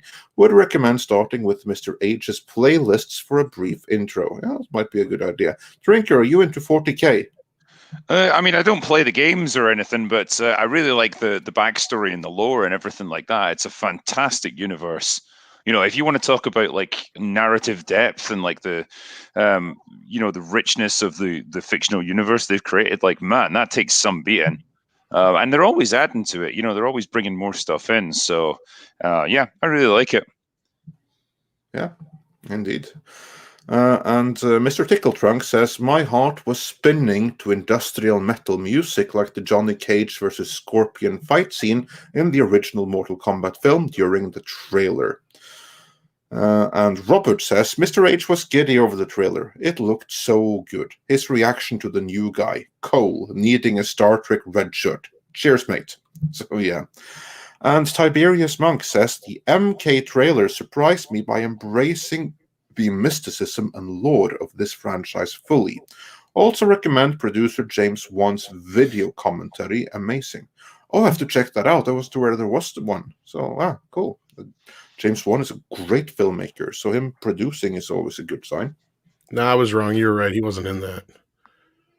Yeah, I must have just saw the second that's what I was movie. thinking. I must have just saw the second movie on television or something and thought it was so bad that it was a TV show. Well, no. The second movie is a masterpiece next to the TV show. Well, possibly, but I'm just saying, like, I must have just ran across it on television and thought it was because I never watched the film. I watched the first 5 minutes of it, and I'm like, nope, fuck this shit, I'm out. It was pretty cheap looking. The production values, I think, were on par with the TV show today. And the production values were cinematic compared to the TV show of the time. But they did get the same actor to play Scorpion. I remember that. I believe his name is Chris Casamassa or something. Yeah. So that's like the one guy that I remember. But evidently, I've never seen the TV Scorpion series. Yeah. It was... Yeah, basically it was Hercules. Kevin Sorbo's Hercules all over again. But we did get Scorpion's origin, which was weird, but hey-ho, I think the movie will do a far better job at it. And White Caps on the Bay says, this movie is the rule of cool, pun intended. And Arisaka, the fancy goose, says, Chun-Li in Mortal Kombat gives a whole new spin to finish her. Where's Bugs Bunny in this motherfucker? So I think someone in chat said it's like getting mad that Uhura isn't in Star Wars. Yeah, what's your fatality, Doc? Oh, wouldn't you like to know? And Alex Acera says, real talk. I think Louis Tan is playing Kuai Lang, main Sub-Zero. The latest posts, premise, and such.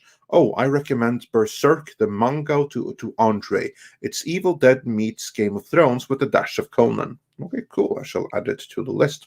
Yeah, I think there's probably more to this character, Louis Tan. He's the one who plays this Cole, right? I think there's going to be much more to him than meets the eye. Because, yeah, we know that there's like at least 2 Sub-Zeros in mythology. You have like the one in the first game, but he goes on to become Noob Saibot, doesn't he? And then it's like his brother or something that becomes the new Sub-Zero. Because I know there's like a second Sub-Zero in Mortal Kombat 3 the game, and also in Mortal Kombat 2 the movie. I thought Noob Saibot was like a robot thing. Maybe I'm getting confused with my characters. Well, maybe he became a robot at some point, but to begin with, he was just like a black ninja. Oh, okay. Yeah, I could be wrong on that one. Yeah. But again, my lore is pretty spotty once we get past the first three games. But I know that in Mortal Kombat 3 Ultimate Edition, Noob Saibot was a black ninja, non-robot. The black ninja or the gray ninja there was Smoke. Right. Okay. Yeah. It's a wonderful thing to be able to recycle color schemes, isn't it? Yeah, yeah, that's all it is, isn't it? Yeah. Well, those like stop motion animation things cost a lot of money back in the day. So yeah, if you can just reskin it, then you're fine. Yeah, exactly. And STR Red Wolf says, the true test of Mortal Kombat CGI is if they make Goro and fellow Shokan, the 4-armed half-human / half-dragons, look like they belong in real life. Yeah, that's a good point, isn't it? Because I have to say, I think Goro in the 1995 movie, who was partially a stop-motion puppet and partially like really, really good puppetry and everything like that, that he looked pretty amazing. Actually, It's they going to be used fun to see. CGI on it too, but that was like in wider shots. They did everything. They used everything they had at their disposal. Whereas this time around, it's like pure CGI, maybe mocap CGI. It's going to be interesting to see how the two is going to hold up, because one of them will actually be there on set and the other won't. What do you guys think about that? Like, that's going to be quite a technical challenge, won't it? I mean, I think nowadays, like, it's easy enough to get actors like on. I guess you'll have to be on some kind of rig to make him taller and stuff, and then they can play off that. And then CGI and it'll be easy enough. Like, it's the technology's advanced to the point where you can basically make anything look realistic now if you've got the budget. So yeah, it's probably I played by imagine a guy in pajamas with a tennis ball on his head. Yeah, pretty much. Yeah, and the tennis ball's on a stick so that the actors had an eye line to go by, basically. Yeah. Probably it'll be interesting to see exactly what they do with it. And That then shot in the trailer looks good, though. it looks really good. It looks really good, I thought. And I'm not a fan of CGI, and I even praise the blood because I really am not a fan of CGI blood. So, yeah, no, that looked pretty awesome to see what they're going to do with that. And Shogun Gaming sent us 14 Danish krona super sticker of a cute little unicorn. So tusen takk. And Mags says, "Happy Fade in Friday, everyone." And Jesse Miller at the Crow's Nest wonders, theaters, home? The answer is limited theatrical release simultaneously as straight to HBO Max release. And if you are in an international land where there is no HBO Max, then either it's going to go to someone that HBO or Warner is partnered up with, or you're going to be going to the high seas. One of those, probably.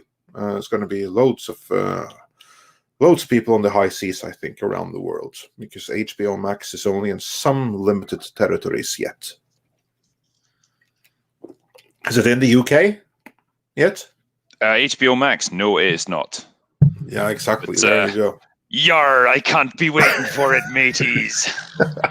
Yeah, that's what I was thinking. So do expect to see a number of Surfshark plugs around that time. You have been warned. And Dark's Blade says for $10, I don't know about Ginger Kano. If they were gonna ginger swap, I think it should have been Jax, just to be fair. Also, if Cole gets the nickname Johnny Cage, Fighter doesn't make it so. Cage is canon stage name. Yeah, this is true. Like, that would suck if he was Johnny Cage, but yeah, that would have been something for the cause, wouldn't it? To make the character ginger, but alas, I don't think that Hollywood likes gingers very much. They're the first casualties of diversity, usually. Yeah. On that note, Andy Wackenfeld wonders, any thoughts on the race swapping in Mortal Kombat? Is that what he's referring to, or was there something else that I missed? I can't. If that's what it is, then yeah, okay, that's a race swap. But otherwise, I don't know of any.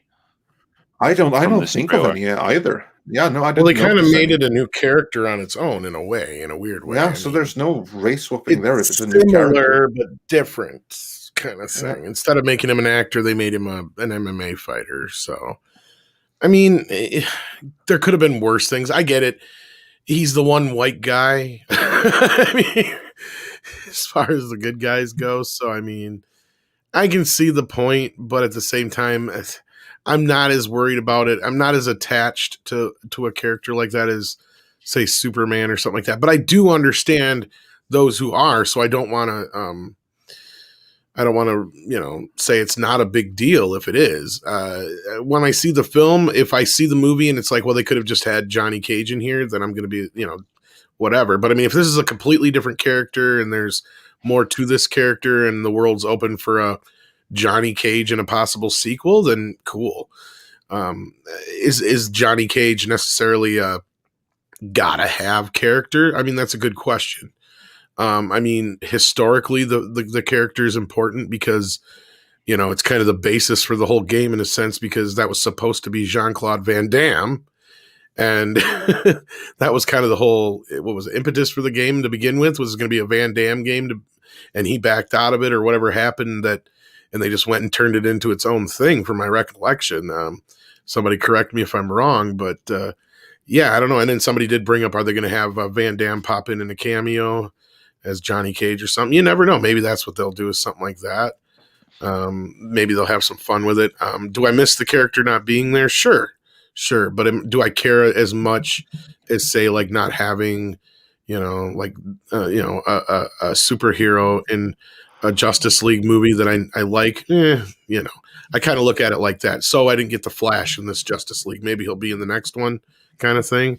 I don't know. Maybe I'm thinking it the wrong way about it. I don't know. Paulie, any thoughts on Johnny Cage not being in the movie or being replaced by this new character?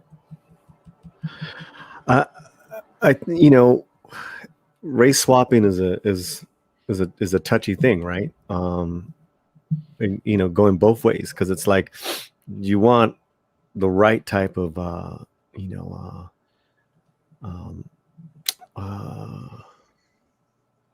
don't know. I tend to lean toward what Tom was saying, you know, that it's not like Luke Skywalker is being played by Michael B. Jordan, you know. I don't know, you know, this to me, it's also like, you know, martial artists, you know. I'd have to see it too. And I think they're probably saving Cage. But yeah, usually if you're just race swapping a race swap for diversity, it's not a good formula. Yeah. So we'll see what happens with that. And then Thunderstorm, and maybe you got this one. He asks, why would anybody change the Superman theme? I think we covered that one. Yeah, we did. We got it covered. Yeah. And ST Red Wolf on the topic of music says, if you like blah in music, Rob, look up the Oral Notes cover of You Spin Me Round with Silver Latomi, part of their generic teaser trailer video. And then Christopher Tock wonders, Vice was Jan Hammer, right? Yes, Jan Hammer did the music for Miami Vice, and it was epic. Miami Vice always had brilliant music. Even the remake movie had pretty decent soundtrack. And Enoch Mammon says, Hans Zimmer's theme from the Pirates of the Caribbean franchise is the same as his theme for Muppet Treasure Island 10 years before. Yeah, it is. Now that you say that. Probably. I had no idea. Well, that's what we were talking about, because I was digging on you a little bit when you were gone, Andre, about how you guys were so hopped up on, I had you and Uche ganging up on me on Zimmer the other day, and everybody else is agreeing with me. Yeah, I really like the soundtrack to and Man Zimmer of Steel. is known to reuse a lot of music. As you pointed out, he even reused whatever music it was in that one part in Wonder Woman. So from Batman and Superman. Yeah. So, but we got some breaking news. I don't know if anybody gives a shit. Bring it. Well, let's see. Let's see how important it is. I got some breaking news too. DC Universe's new Supergirl is the Young and the Restless actress Sasha Cale. Kaylee? I mean, she looks hot. Give her that. Cal will make debut in upcoming Flash film. This is according to the deadline. I don't think too many people give a shit about Supergirl. That's what I said. I don't know if anybody gives a shit, but I mean, she looks beautiful, so that's going to be nice to see. Mm-hmm. Yeah, you know, I want to see the spinoff of Young and Restless, the Young and the Wrestlers. I mean, that's the WWE right now. What, with like Hulk Hogan and stuff there? It looks like my brother. It looks like she's a Latina. Oh yeah, I'm filing for divorce. Yeah. I was about to say she did look a bit Latina. She's Colombian, okay. but raised in Boston, Massachusetts. I mean, she's gorgeous. So there you have it. Okay, there we have our Supergirl, who is now Colombian. Brilliant. Then I'm sure that will be very, very exciting, and the casting really ramps up for the Flash movie. Now we just need the confirmation of Nicolas Cage, and we're good to go. Yep. I'm more of an Earth protector. Yeah. Get Cage in, and I'm all in with that film. Yeah. Paulie, you said you had some breaking news too. Oh no. Okay. My breaking news is a spoof video of the it's a remaking of the Titanic, but people are in ice in Texas. We can save it for later. Yeah.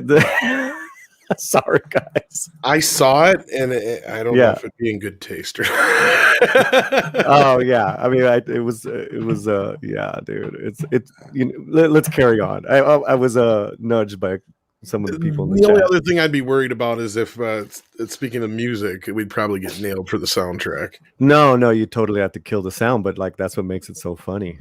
Yeah, that's what I'm saying. Like it doesn't work without it. Otherwise, it's this actress is gorgeous, man. Just looking at some of her IMDb stuff. Yeah, go for it. Bring them all in. I don't care. Where's Plastic Man? And what's the other one you want? Rob Furbish Man or whatever? Mm-hmm. He's not here. I'm muted. I'm muted. Yeah. Forbish Man, yeah. Forbish Man. And what would make the movie complete for me is if they bring in Von Buck. That would be amazing. Von Buck, of course, is one of the villains in Kingdom Come, but he's based on one of my favorite musicians, which is cool. But you got a new Constantine. Didn't you want that from J.J. Abrams? Actually, that's the one thing I absolutely did not want under any circumstance. So of course, I'm getting it.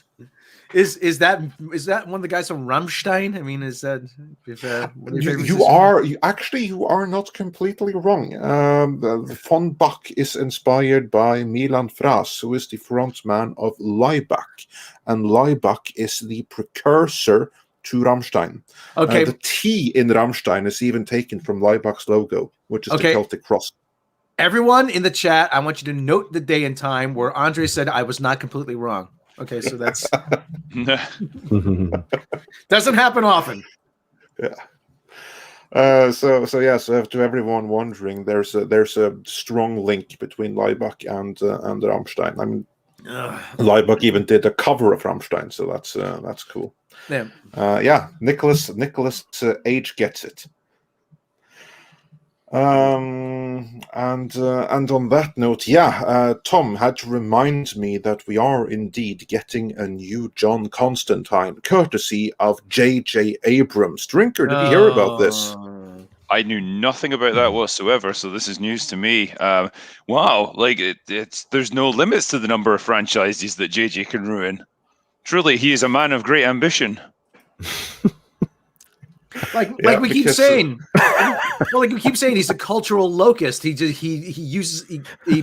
comes in, strips a field bare, and then when it's all used up, he moves on to the next one. Yep. It just doesn't seem like the kind of film that he would even be suited to either. You know, it's like having Paul Feig directing like a hardcore R-rated horror movie or something. Like it's just, it's not what I would have imagined. It's like having Anita Sarkeesian direct a porn movie.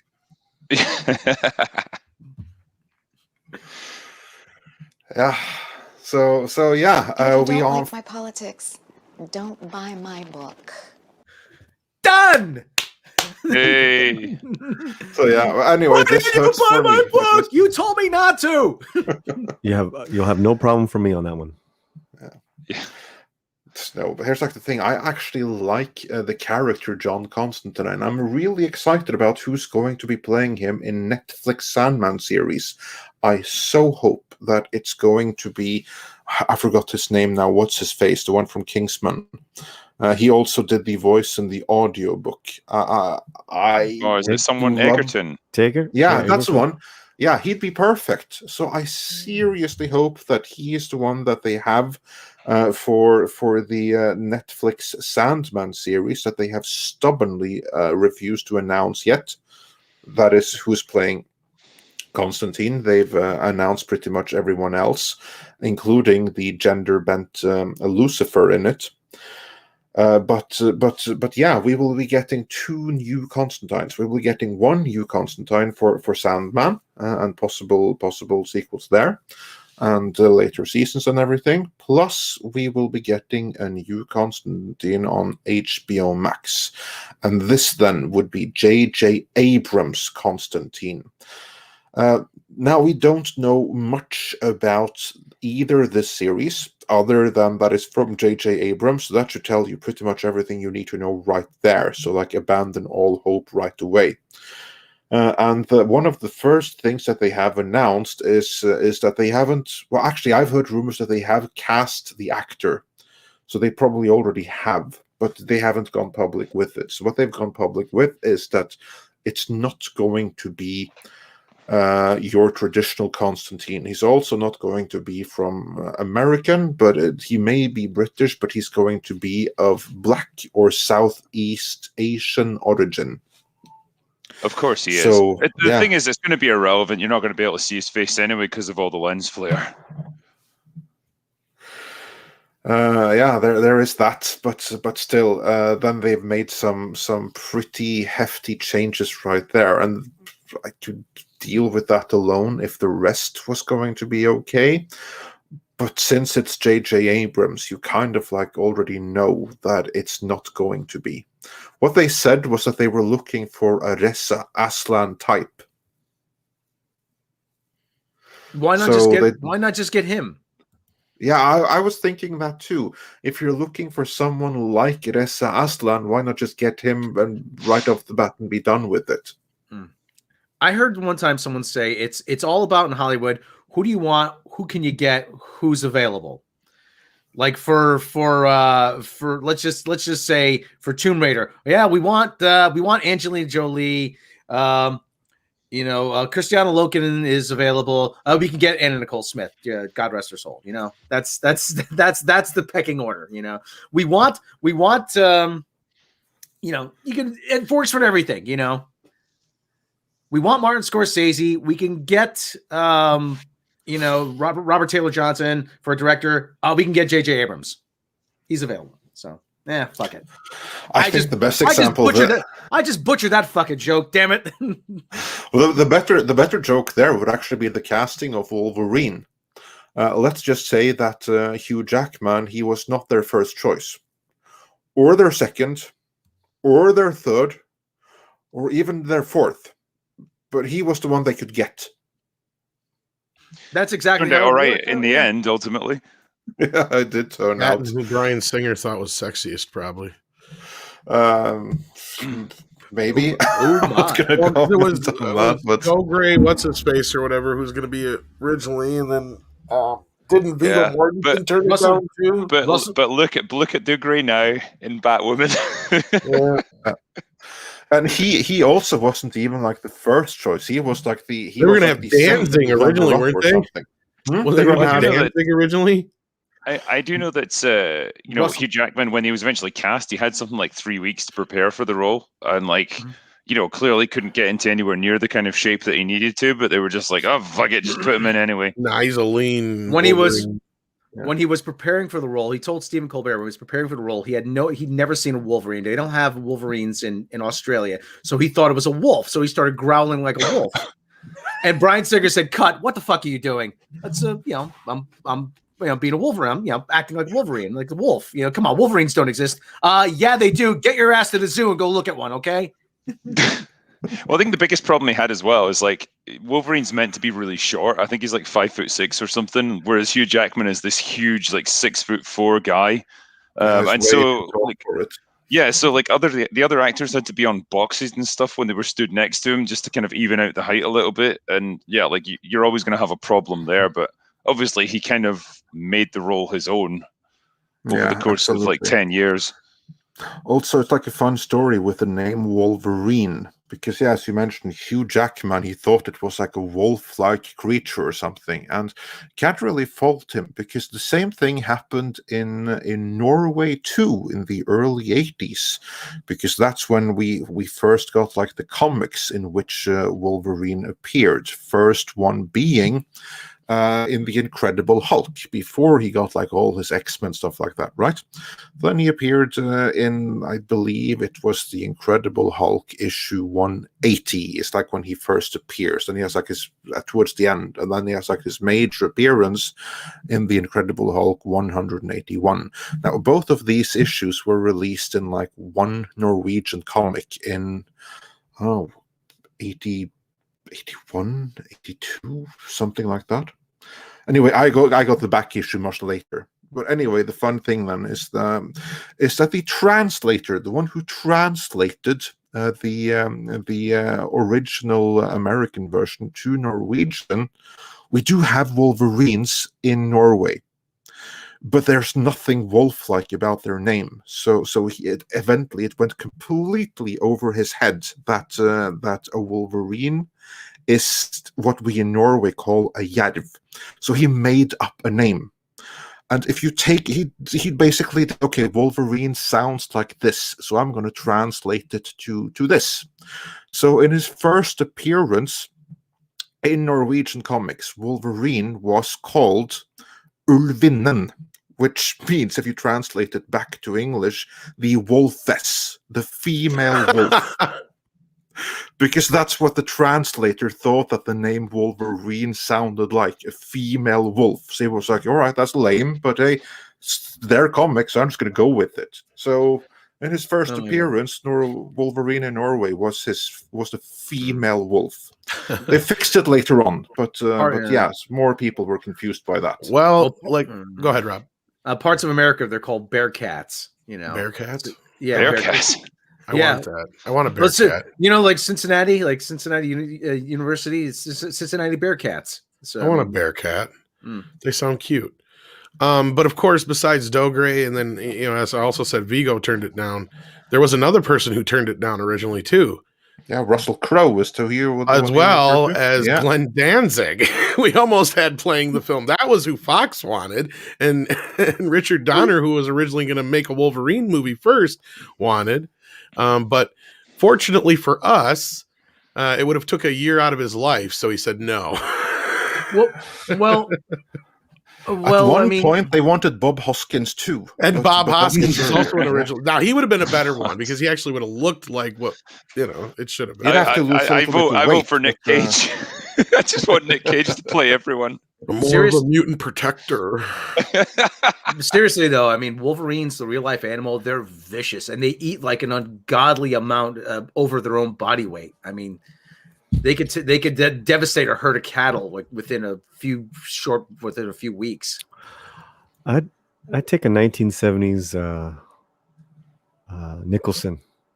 Nicholson would have been great in the 70s. Actually, you're right. Yes, he would have been fantastic. I mean, if you look at like 70s Nicholson, that's what Wolverine looks like. That would have been dream casting right there. Or even Wolverine and Wolf, like that's the old man Logan right there. Well, there, Professor X. I see we have difference of opinion here. Yeah. I mean, yes and no. I mean, Nicholson was actually when he was younger, he was in pretty good shape. Not obviously not superhero shape, but if he'd have done it like back in the day during like the Cuckoo's Nest days, oh hell yeah. What's that one? Liberty. God, what's that? Liberty Vance. Yeah. He looked pretty trim in that one. You know. Like go right into Wolverine, do like a. Well, he was always kind of more modeled after Clint Eastwood in certain ones, but well, I mean, if you watch like Chinatown, you know, Nicholson was a rather handsome guy in his day. You know, now he's just a caricature of himself. He doesn't have to do anything but be Jack Nicholson now. I think he's retired now, isn't he? He goes to Laker games now. That's it. Well, nobody goes to Laker games now with the lockdowns, but still. Yeah, no, I think he is more or less retired, isn't he? He's not been in the film in years. Yeah. Well, the Lakers play for him though, Rob. Like, there's not even a game going on. It's like Jack wants to go to. We're just going to pretend there's. All right, fellas, let's go. Let's get this show on the road. Come on. Let's show some defense out there, guys. Come on. And Master Clock on the topic. Yeah, he says on the topic. Wolverine is 5'3", which equals 160 centimeters. Us shorties are fierce. Yes, indeed. Yes. I believe it's called little man syndrome. That's at least what we call it. A Napoleon complex, yeah. Those are guys are the worst to fight. Danny DeVito for Wolverine. Oh no, But they're the guys that are most likely to fight you as well because they've always got something to prove. They're dirty as hell. I could I'm going berserk here. Pauline, listen, I'm 5'7" and I can't fight for shit. Okay, let me tell you, I just sound intimidating because I bring out my like mafia roots. Hey, it's a pretty nice place you got here. Be a real shame if something happened to it. Know what I mean? Rob the wise guy doesn't need to fight. You just have a guy drop over and fight for you. There's just a guy who follows him around with a violin going. Instead of a dead fish. It's a dead fish. It's a dead fish. It means drop the gun, take the cannoli. Exactly. Pay attention. You never know when you got the. We told him 40 men. Either his signature or his brains were going to be on the contract. This is me being totally serious. The wedding scene at the beginning of The Godfather. Yeah. You don't know how many weddings I went to that were like that. I can imagine. I mean, going like you have cousins coming out of the woodwork. You have people you never met. They say that, hey, I know your father. I'm like, from the old country. I'm like, really? I'm like, how come I never heard about this person before? I'm like, geez, people like, and you didn't see them till the next wedding. That was the thing. Yeah. Yeah, you could basically take out the Italian and put the Mexican in there, and it's the same thing. Oh yeah, a lot of it is exactly the same. Yeah. There's always a crazy drunk Irish Catholics too, same Irish thing. Catholics. We have so much in common. Well, but actually, I will also say that. Well, he said that he's turning into a robot. Years, you only see your family in like weddings and funerals. Mm-hmm. Did I say that? Yeah, we got you. But you'd be surprised though. Like, I said, okay, my buddy Jimmy was 6'4", and Dave Sheehan, who you met, who you went on the stream before, he's 6'1", and I'm 5'7", and I'm standing between the two of them. And I'm looking up, these two guys towering over me. And I'm like, I shall bring the ring to Mordor. I'm like, but I do not know the way. I'm like, so it's. I'm like, damn it! I've been cursed with those dominant short jeans.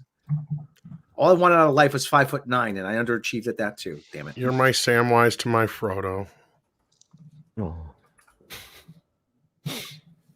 Enough about me. So does that make Andre Gandalf? Yes, it does. He's got the beard and everything. Andre, all you need is the Thou cape. shall not pass. Did we lose him? I think he's I think just we gonna lost do I him. still sound like a robot? No, you're back now. No, no, You're we back got you. now. We were making fun of you. We said if Rob is my Samwise to my Frodo, then you must be Gandalf. And who else your would I internet be? works when it intends to be intends to. It has a mind of its own. So it isn't always too reliable. So I'm going to go and fix that. Run. Just before you go, Andre, I was just about to say I'm probably going to have to jump out just now. Oh, well, thanks for joining us this morning. Appreciate it, man. No problem. It's all, absolutely. guys. It's My always a pleasure to jump in. I guess I'll catch you next time. Yeah, awesome. We'll look forward to it. In the meantime, everyone, go check out the Critical Drinkers channel. Link is in the description. And thanks for joining us. No worries. I'm going to go away now. Thank you for being here, man. Take care. All right. Yeah, all right. Let's move on with a couple of super chats before I become a robot again. Actually, I'm more like Gollum and Smeagol. Some days I'm Smeagol, some days I'm Gollum. Depends on the day. Depends on the day and how little slept you've had and how many streams you've been on. So. Exactly. They don't like you. Nobody likes you. And then we have Lucas Krajcek that says everything seems ugly and awful because Talmudism is about inverting good, and that's what runs Hollywood. I wouldn't know anything about that, but if you say so, maybe there's something to it. I don't know. And New Guy Drew says, the thing about modern Zimmer is that, while good, it's too generic. One could take his soundtracks, apply it to other films, and it could work.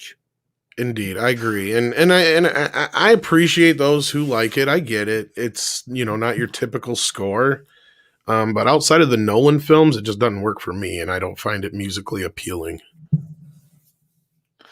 Yeah, no, there's absolutely something to it. That Nolan, he can really work with them. But other than that, there's a lot of like recycling going on as well. And that only goes to show how generic his music can be.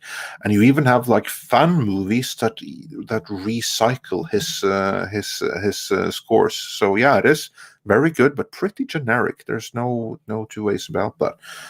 But if he's really inspired, so it'll be interesting to see what he's done with the Dune soundtrack. I look forward to that. Yeah, that'll be interesting. All I know is I got a copyright claim from Hans Zimmer because I farted and moaned in a fucking podcast once. So, Yeah, there you go. That's as genetic as gets right there. No, I was kidding, of course, but no, that's what it feels like sometimes. Yeah. And Dark's Blade says for $5, the DC Animated Universe Soup's theme was good and distinct too, but was inspired by Williams. Also, the ginger swap thing was a joke. You didn't have to skip my other chat. Did we skip a chat of yours? I don't think so. I don't think we did on purpose Dark's anyway. Blade. No, if we did, it was not on purpose. Oh, then that must have, maybe it got pulled down by Google. Did you say something that it didn't like? Let's see, because we said the one about, I don't know what, Ginger Kano, if they were going to ginger swap. We got that one. Yeah. Let's see if there was another from Dark's Blade. I'm just gonna scroll down here. See if I don't think we missed anything. If you write certain words, sometimes Dark's Blade, they won't let them go through because of Google's bot thing or whatever you want to call it. We've gotten 2 super chats from you, and we took both of them. So there's reread the other one just to be sure. I'll reread the. Yeah, sure. The other one was, I don't know about Ginger Kano. If they were gonna ginger swap, I think it should have been Jax, just to be fair. Also, if Cole gets the nickname Johnny Cage Fighter, doesn't make it so. Cage we is got Canon's both of those. stage name. We got all of that. Yeah, we got both of them. Yeah, we got all of that. So that was like one super chat. Maybe you stepped away and missed it. Yeah, but no, we didn't miss anything. We covered it extensively. Yeah. But thank you in any event. And yeah, the DC Animated Universe. How good was that? Especially the Superman series, I thought was fantastic. Oh yeah. And William Barr says Tim Burton is a one-trick pony, and kind of hard to disagree with it. He used to not be, but like I have this theory that sometime about 2001, the same aliens that abducted Michael Jackson and replaced him with a doppelganger that in the 80s did the same thing to Tim Burton in 2001. Because like after that, everything he did was just a remake or a ripoff or bullshit. And he just hasn't been the same. It's not, I swear, he's not the same guy who made Edward Scissorhands and Beetlejuice and Batman now. It can't be. Well, he hasn't really done anything for a while, and what he has done, I agree, wasn't anything. I know. I wish the real MJ would come back. We need him. Time. We need him badly. And we got that weird alien thing in his place. I don't know. Yeah. And Darkblade clarifies, saying, no apologies. It just flew off the screen back when I first bought it. Oh, well, we didn't do that, for one thing, and you don't have to send a second super chat to explain. But thanks in any event. Yeah, we do try to pay attention to the chat as always. So like, just had to add us or whatever. Yeah, and Fractal, just like Fractal did here at Midnight's Edge. Any news on the Bond review? I've been talking to Robert. He's been super busy. We're trying to find a time to sync up. So hopefully we'll know more soon. Because we thought Thursdays were going to work, but they seem to be busy days for him. So maybe we'll have to move them to a different day. It gives me time to watch You Only Live Twice again, so that's good. And Putz says the race-swapped character was Melina, Kitana clone sister, wears pink, uses Sai as a weapon, sharp teeth. Oh, okay, well, I didn't Oh, notice. I didn't even know that. Yeah, I didn't notice. That's my fault then. I honestly never even paid too much attention to Melina's original ethnicity the first time around. So I'm guilty I of that a didn't lot of times notice. too. Yeah, Because normally I don't give a shit. It's not like I care. I mean, it's not like because it's like, I don't want to see that on TV. It's just like I'm not sitting there asking myself what race a person is when I'm watching the movie, unless it's something that's clearly taking me out of the movie. And Paulie, a great example of that is, Lou Diamond Phillips is Richie Valens. I mean, we've brought that up a few times. Where would he be cast today? Well, I mean, or even right now with the breaking news, and I see some other YouTubers jumping on it, and then people in the chat as far as Supergirl not being a blonde, we don't know that yet.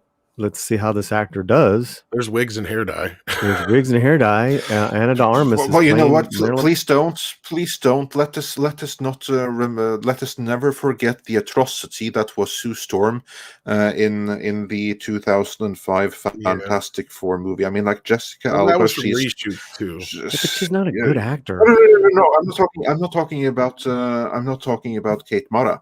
I'm talking about Jessica Alba. I know who you're talking about. Yeah. Thing from a blonde, and she was made up to be a blonde, and it was awful. It would have been better if she had just been allowed to look like herself. See, me, like something like changing Supergirl from a blonde to a brunette or a black hair does not bother me. Yeah, no, like do that instead. Do that instead. Then that's the least of my concerns. I mean, yeah, because well, again, you can change hair color by a few degrees before it gets fake or looks really fake, and they went way beyond that. Yeah, you have that problem. Now, my worst one that bothers me is what's her face who played Kirsten Dunst, who played Mary Jane, because she's clearly not a redhead, and you can tell. And then you've got Bryce Dallas Howard in the third one, and you're like, she should have been playing her the whole time. Yeah, she was good. Exactly. Yeah. Anyway, Paulie, you were saying. No, I was just saying that we got to give these actors a chance, especially when it's kind of out of the box casting. I'm sure they're not well, I don't know. I don't know if they're going to make Supergirl necessarily from a Latin country, but I know that Ana de Armas is playing Marilyn Monroe, and she's been working on her accent for like 9 months. She's from another planet, right? Yeah. Well, I meant like they'll find a way to like write it in, which I wouldn't. Which would be stupid and pandering. Which would be stupid. About it. Yeah.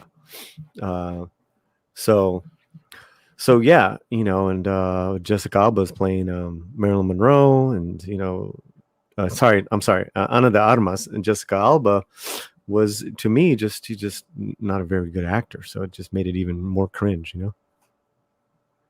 Yeah, and as K-Mation points out here, sometimes she wore a wig to disguise. Well, depending on which version you go by, when she turns into her pedestrian version, I can't remember her name now, when she's not Supergirl for some reason, it just drew a total blank. I know it, and I can't think of it.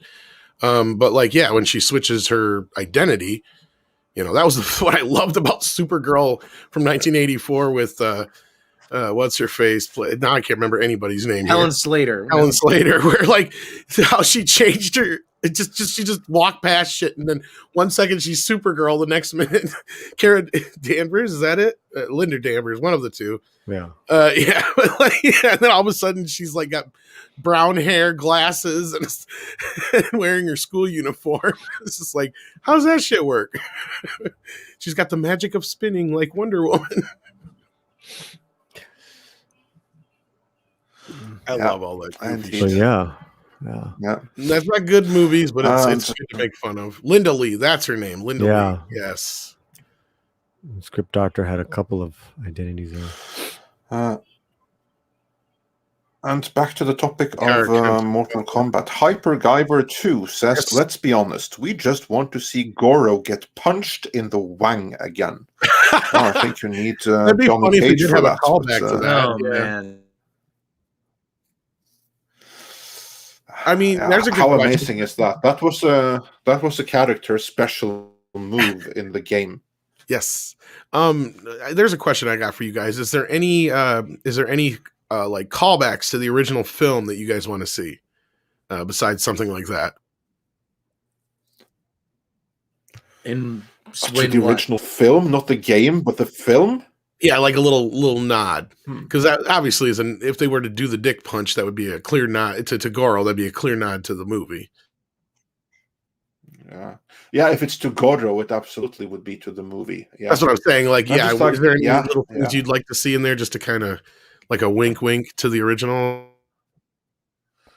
But I would I'm love to just trying see. to think of things. Well, yeah, carry Mine's a on. little You do off. that. What I would love to see Yeah. is like if you had gosh, who's the character that Christopher Lambert played? Raiden. When Raiden shows up and they ask, "Where the hell did you come from?" and he goes, if he just happens to say lots of different places, just as a callback to Lambert, just kind of tongue in cheek. I think that'd be kind of funny. Only certain people would get it. The only thing that I can think of right now, which would be a callback to the movie and not to the game, that would be the moment when they first meet up on the boat that takes them to the island. And Johnny Cage, he comes in like the king of the world, and he tells Liu Kang, like, "Hey, you busboy, when I'll give you like $5 or something if you'll carry my luggage." And he's like, "Oh yes, sir, absolutely," and he throws it straight into the sea. That was pretty cool. That was good cool. I'd bit. like to, I wouldn't mind rewatching that or a nod to that. That would be sweet. Mike Cat brings up a good one here. Somebody better say, "This is where you fall down." Is it because of the Johnny Cage scene in the beginning of the movie when the stunt guy doesn't fall over? Yeah. What about you, Rob? Yes. Dude, don't you even remember the original Mortal Kombat? No, I don't. Okay, never mind. Paulie? Yeah, I'm kind of with Rob. I mean, hope it's fun. You've never seen it? Yes, but it's not like, Okay. It's not like it made the impression that you remember something. Well, the come over here, get over here stuff. There was one of those lines was in the trailer. Yeah, that's from the game. And then I want to see I would love to hear some of the 90s theme song in it a little bit. That would be a lot of fun, especially. I think it has to be there. That would be sick. I just looked and I'm trying to find the soundtrack. It isn't out yet. Mm-hmm. As soon as it's out, I'll get it and I'll let everybody know. The Wonder Woman soundtrack did drop like a week before the movie came out, so I'm assuming they might do the same for Mortal Kombat. Yeah, it wouldn't surprise me. Well, you'll have to keep us posted since you pay close attention to movie soundtracks. I do. And then Swinging Cod says for $10, thank you so much. A few minutes behind, but there is a documentary on YouTube explaining that the modern score issues is largely due to filler music in the filming and editing process. Elfman was pissed in it.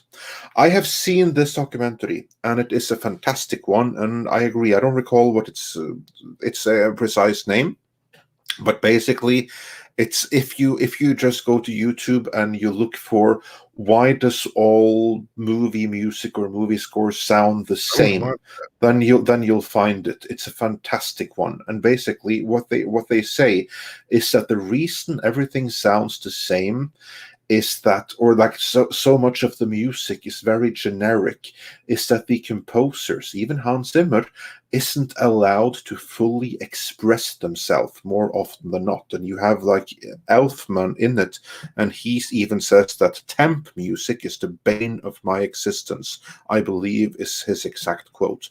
Because what happens is that when they first film the movie, then they put on a temp score, just to like create the atmosphere and mood and stuff like that. It's not going to be like a score that's in the final movie. They just find like another score that's out there that they just put on the movie temporarily while they're assembling to get like the general mise-en-scene and the atmosphere.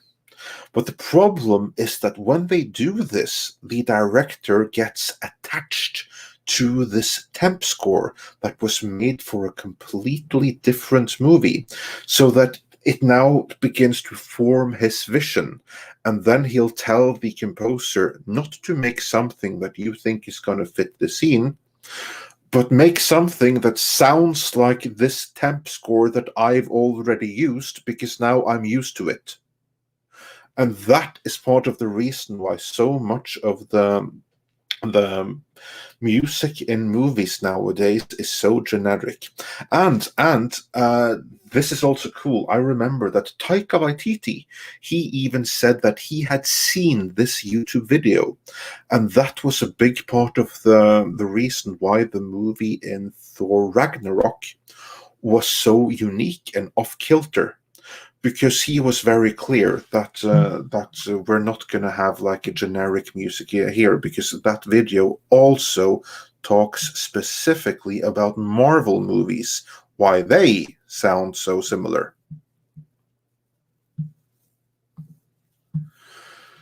And that's what you have with that. So yeah, everyone check that video out. And moving on from there, then we have John Harrison, who says for $5, if you go to the Disney Oscars thing, people are putting Disney messages in other videos on there. Yes, we know. We'll get more into that.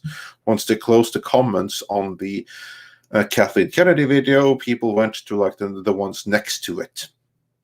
And on that note, Mags also says for $5, Anna, that Star Wars girl, made a 45-minute video recording all of the comments. I'm sure it was just a selection of them, but still, yeah, that's 45 minutes. I'm sure will be very interesting to listen to. And Lucas Krajcek also says for $5, here's the truth. Kathleen Kennedy is there as a face for you to hate, so you don't send hatred to Bob Iger or anyone like him. Well, that makes me really appreciative that we already have a video out about how much of this is really Bob Iger's fault.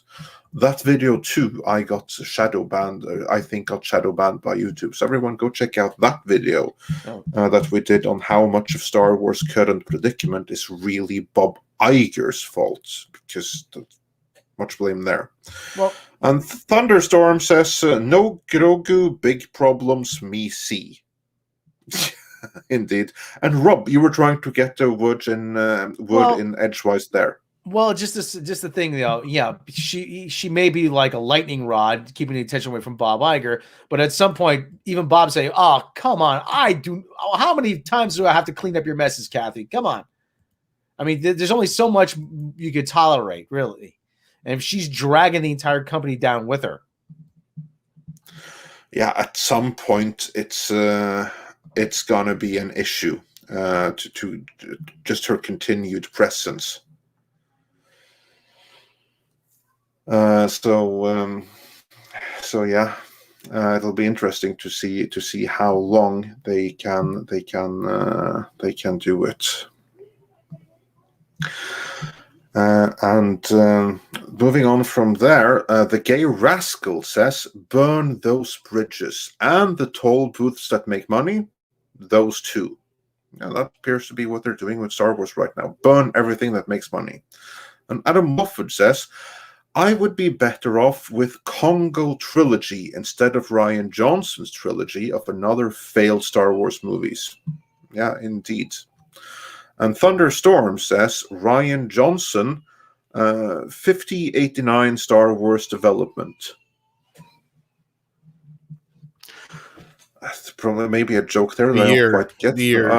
Okay, yeah, that's really, really far into the future. So, and yeah, maybe we'll have, maybe our robot. I never thought this day would come, but I finally get to release my trilogy. And Eskimono wonders, Rian Johnson trilogy or Gary's Picard review comes out first. Hasn't Gary reviewed Picard already? I thought he had. But in any event, Gary's in the middle of interviewing. I don't think he finished it. Okay, it was too painful, wasn't it? Yeah, and I think it's becoming an ongoing joke now that he hasn't finished the review. Right, he's been trying to finish that one for like 6 months now. Yeah.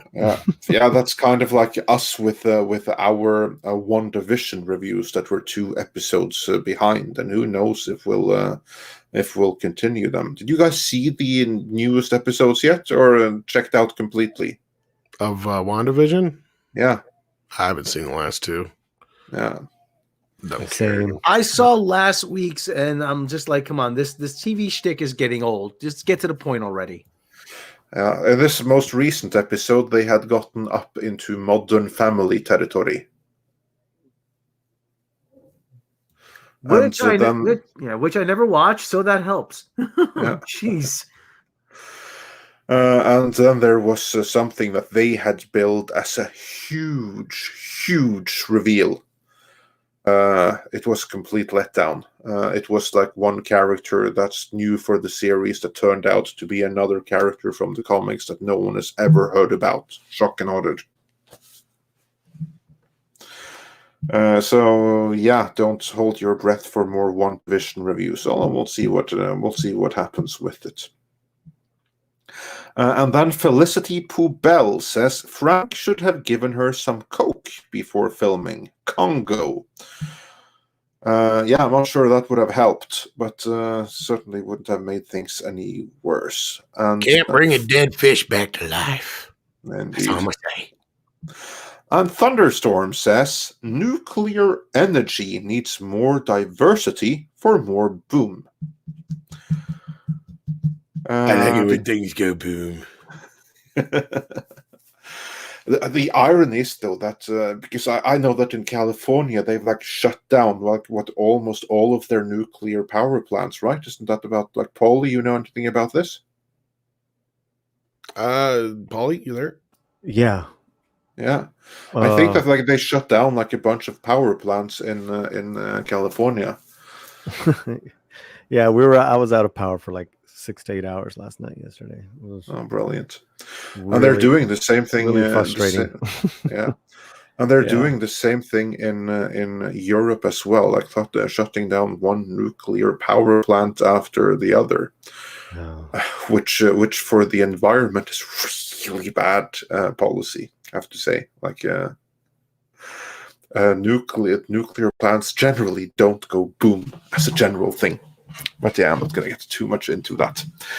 And Adam Wofford says for $10, so all these angry normal millennials are going to look like fools when they complain to a gamer, and that gamer will tell them she is from a different game, not from Mortal Kombat, but Street Fighter. I think they got that message. Yeah. I think that they tried and failed with that gamble. I don't think that they were stupid enough that they actually thought that.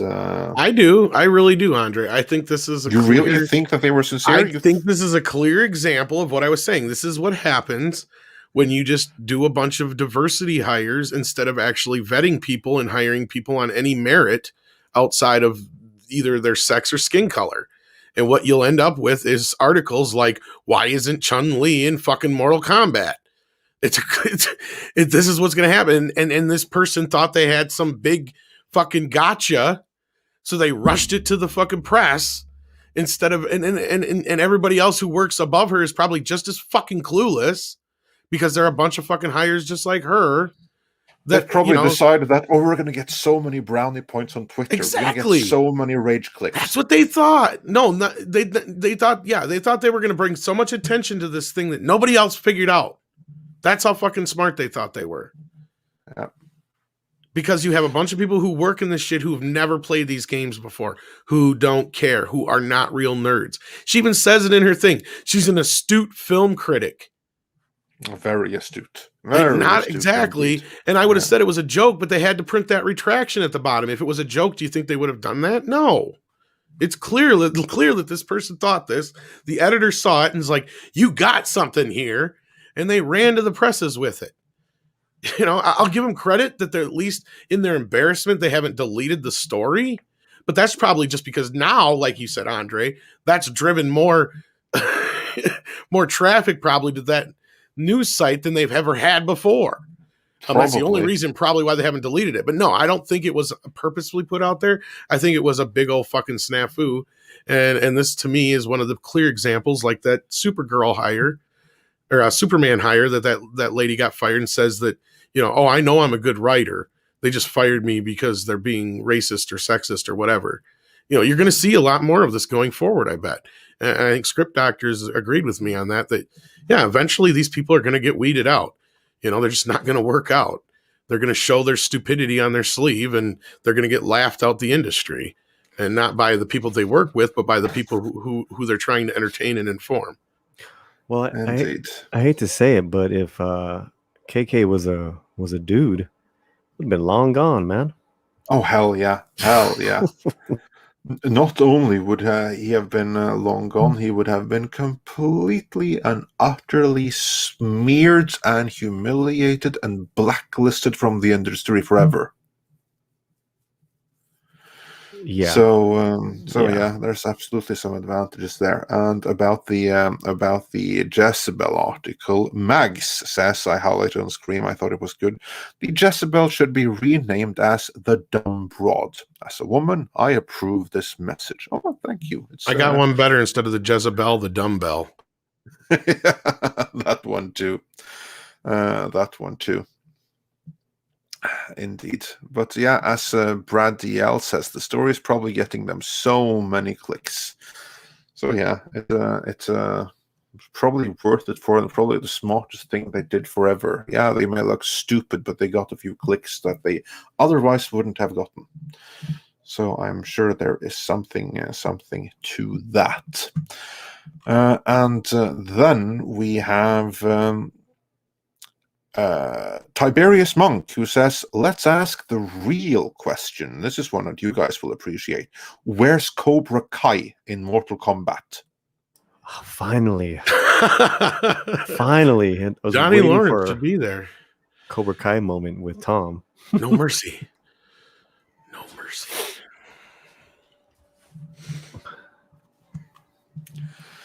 Yeah, there should be Cobra Kai in it. Why not?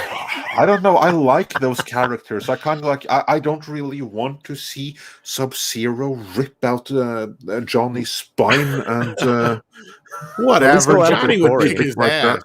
He'd Kick call him Corey's a ass. pussy. yeah. That actually, this is true. Johnny would just simply call him a pussy. Look at this pussy. Can't even show your face. Chouzan would be great in Mortal Kombat. Hell Daniel San, he just crane kick them all. Yeah. Actually, I take it back. I would totally like to see Cobra Kai crossover with Mortal Kombat. I mean, we can have RoboCop with Mortal Kombat. And Miyagi's Rambo with hanging. Mortal Kombat. So why not? Miyagi's immortal. You're right. Miyagi's immortal, hanging out with Raiden and shit. Yeah, he's a demon sorcerer. Just floating. So, yeah. This Miyagi-san is much, much lighter now. Ha ha. Yeah. No need to lose a weight. Yeah. Don't need belt from JCPenney. JC Penney, $3.98. Yeah, that's pretty good. Then Christopher Tock says, Andre, you really would enjoy Berserk. Check out the 90s version of the anime if you can. Hail Midnight's Edge. Well, okay, Berserk is added to the list. I'll get to it one of these days, maybe after 40k. But yeah, it's on the list. And Alpha Omega Record says, for 10 British pounds, thank you so much. We really appreciate you help keeping our lights on. And he says, I'm late, so catching up. But do you guys remember Kylie in that dreadful Street Fighter film? She looked beautiful, though, and thank God people have forgotten that little misstep in her career. I liked that movie. It was a fun, guilty pleasure. But yeah, and I don't think that she was the biggest problem of it. What do you guys think of the Street Fighter movie, the one with Jean-Claude Van Damme? It who is should have played Cage. It is a movie that you could lose friends by. I agree with that. That it is, isn't it? It really is. Yeah. And you could definitely watch that with a double feature of Double Dragon. I think that's on the roster. I think that'd be a good show. It'd be Double Dragon and Street Fighter. Yeah. I've actually never seen the Double Dragon movie. I'd be down. Oh, it's for that. fucking bad. Yeah. It is Yeah. worse. It is probably one of the worst ones outside of that Street Fighter movie they made that I never watched with the chick from Smallville. Yeah, I was about to say, is it worse than Street Fighter: The Legend of Chun-Li? That's what it's Because called. That's a movie that's to lose friends to, or lose That's what's friends funny to, is that her absolutely. fucking name is even in the title of that movie. That's probably the only reason why Jezebel is aware of the character. They probably thought like, oh, here's like a video game fighter, and there's only one of them. So that's probably why they know of Chun-Li. They see her as Lana Lang. Otherwise, they would never be familiar with her. I forgot about.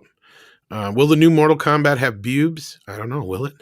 It's a good question. It's rated R. They could, but I think in this atmosphere, probably not. Especially when we got Finish Them. So I don't know if you guys noticed that a little bit. I didn't. What happened there? Some people are thinking that Finish Them is the way of them being pronoun neutral. I think it was the trailer shot. I think it was just so they could show all the finishing moves in the trailer. I could be wrong though. I didn't think about it that way when I saw the trailer, but people I hadn't noticed. But if oh my god, if it was like, okay, this is fight to the death, but we are going to respect your pronouns. I don't know if that's the case. I'm hoping it was just a trailer shot so they could show all the multiple fatalities. That's what I got from it originally when people brought it up. I'm like, I don't know. Let's wait and see. They could be right. I think if you are in a position where the judge or whoever says finish, either him, her, or them, or whatever, then you have bigger problems on your hands than which pronoun is used. But that's just me. Here's one for Rob, not to skip ahead in Super Chats, but Rob Liefeld is doing a G.I. Joe comic, Rob. It's a rip-off of Mortal Kombat with Snake Eyes and Scarlet. If only it was really Mortal Kombat. I wonder if this is going to be related to the Snake Eyes movie at all. What do you think?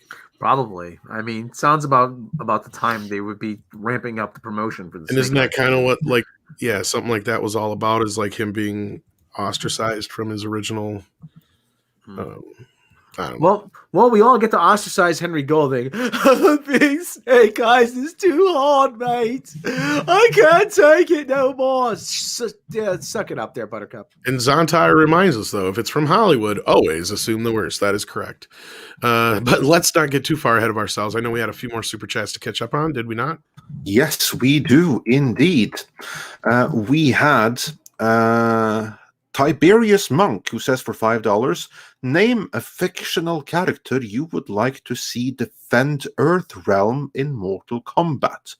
I choose John Wick or Johnny Lawrence of Cobra Kai.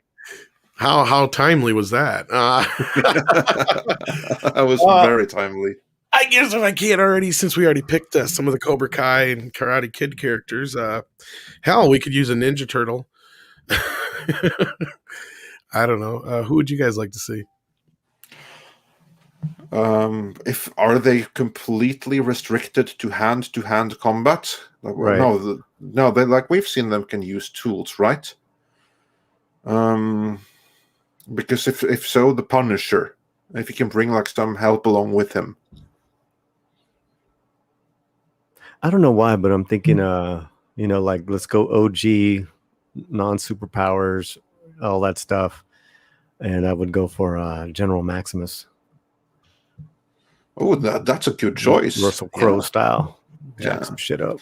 Very good choice right there. Rob, which karate champion would you like to see in the movie?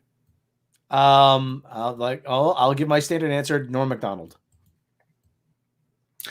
I actually have a better answer. I know who I would want to see represent Earthrealm. Chuck Norris. Yeah. I misread Tom, how about you? What was the question? I'm sorry. Which karate champion would you like to see in the I totally missed that. I'm sorry. Duh. Yeah, like if you had like a fictional character that you would like to see defend Earthrealm in Mortal Kombat. And Tiberius Monk, he already suggested John Wick or Johnny Lawrence. So who would you choose of fictional characters? Jet Li, Fearless. Well, he's a real person, not a fictional character, though. Well, his character. Yeah, but Jet Li in Fearless is a In fictional Fearless. Oh, character. okay, all right, all right. as pass. the founder of that Chinese school of martial art. He went up exactly. against all kinds of different dudes. Yeah, in that movie, in reality, I wouldn't place too much money, but in that movie, the movie version of it would be pretty badass. You know, besides the Ninja Turtles, Shredder in Mortal Kombat would probably Hell yeah, he'd be awesome. Can you imagine the fatalities that he would do, like with his built-in shredders, basically? Neo. Maybe like Storm Shadow from for the comic book version, though. Not the movie version. Yeah, see, there you go. Now we're getting into it, Rob. You have plenty of G.I. Joes to pick and choose from. You know what's sad is we could have had Shredder in Mortal Kombat for years until fucking Ninja Turtles got sold to Nickelodeon. He would have been a badass character in Mortal Kombat. But they have done a little right then. You know what's weird? Because they had the Ninja Turtles themselves in Injustice 2. Because they had the Batman crossover, so they brought him into the game as I think they were DLC, but they were. So that's not a bug. I can't believe they never did that. Like Shredder would fit perfectly into Mortal Kombat. It'd just be like, seriously, he'd fit better in Mortal Kombat than he would with the Turtles. You just shut your mouth. Just shut your mouth. You know what you're saying right now. Okay. Well, I take it back, but he'd be a pretty good fit for. No, but that'd be like almost like this kind of like if he got sucked into another dimension by Krang accidentally sent to Outworld or whatever. Yeah, he'd fit right in. That'd be cool. We should do like all the martial artists in their prime against each other. Like Krang in his suit would be cool too. Krang in his big robot guy suit. So there's a DLC that's needed. Yeah, and you just get the original guy to do the voice and shit. That'd be awesome. I like Donnie Yen and Blade 2 was pretty badass. Yeah. Blade would be awesome in a Mortal Kombat game. Blade, right? yes. Yeah, indeed. Blade is great. He could definitely hold his own without having to jack up his powers like Shredder. What's Homegirl? And then Michelle Yeoh in Crouching Tiger. She was pretty amazing in that. Shredder versus Shao Kahn, that would be epic. Yes. Who's the badass? That'd be awesome. Pee-wee Herman in Mortal Kombat. I'm trying to use the nunchucks. Oh, I have another one that would be fun. Deadpool. Oh God. Batfleck in the Warehouse Batman would wreck MK, says Edward Pereno. Yeah, that's Batman wouldn't be bad. They did DC versus Mortal Kombat already. Have that game. Yeah. Joker holding his own against Scorpion was something I was never quite able to accept, though. But hey, that's me. I didn't catch the first part. The Joker being able to hold his own against a Scorpion is something I never quite accepted, though. But that's me. Well, then Superman would probably just obliterate all of them anyhow. Exactly. That's the problem with having Superman in any fighting game. Yeah. He's like depowered to oblivion in his own games, like flying through rings and stuff. So see, now standard, I think we already got the Predator in Mortal Kombat, if I'm not mistaken. Ooh, Cheech and Chong. Oh shit! Yes. You blow smoke and you got him on, man. That's what happens with tie stick, and he just pulls out a stick with tie and he wraps it around and pulls them out. Yeah, that'd be awesome. You smoked the shit out of his enemies. You smoked them, man. Where's Rob when I need him? Where is Rob? Rob's over here. Oh man. Oh, fuchica pesta. Say finish him. Finish him. Yeah, finish the joint, man. Hey, man. There we go. Okay, we're done. All right. I really have to see Cheech and Chong one of these days. You've never seen? Oh my gosh. Okay, first you got to watch Up in Smoke, then watch Nice Dreams, then probably Still Smoking her next movie. Next movie. Is there something before Up in Smoke? Because No, it's Up in Smoke, next movie, Nice Dreams, and there's- Still Smoking there's- is the there's- order, but there's they the don't really have an order to them. There's There's the record album. There's the record, yeah. I should probably send you like their greatest hits. Is that something you begin with before the movies, or kind of? Yes, because the characters in the movies are like based on some of the characters from the album, and then Still Smoking is basically their stage show. Keto. Because to me it always looked like, okay, this is a movie of something that's really pre-existing, and I'm probably not going to get the movie if I just jump straight into the movie. Could. You could. Kind of like watching Firefly watching Serenity without having seen Firefly first. Yeah, don't get much out of it. It's really the movies are really just, especially Up in Smoke, it's just an extension of their sketch Pedro and Man. Yeah, So- that's what I was gonna say. Like, really, all you'd be getting is just kind of like the earlier version storyline, all their best bits. Yeah, and even Pee Wee Herman is in the first one. Oh no, the second one. He's in Nice Dreams, and Is he might even be in another one too. I can't remember. Is he? he? In the second He one? runs a hotel where he's the concierge at the hotel. Okay, so he's in two of them then. So I think he's in next movie and Nice Dreams. because remember he actually goes up on the stage as Pee Wee Herman. Well, they also have Elvira in there too as well. Yeah. She's in a couple of them because they're all a bunch of people from the Groundlings and shit are in there. I'm gonna turn this cup into a. Oh, that's Nice Dreams. Yeah. You want a hamburger? Oh God. He turns the cop, that weed turns the cop into a fucking lizard. I mean, they would smoke. They would just literally smoke out their enemies. No, the movies don't really have a plot, Andre. They're just kind of like setups and payoffs with jokes. Like the whole basic idea of the first movie is you have these two burnouts who go down to Mexico to bring a van back to the U.S. made of weed, and they have no idea it's made of weed, just so they can get some weed. Like that's it. That's the whole plot of the movie. And then they end up at the Roxy, the Battle of the Bands. Yeah, and they want to go to the Battle of the Bands. That's the only other plot. Yeah.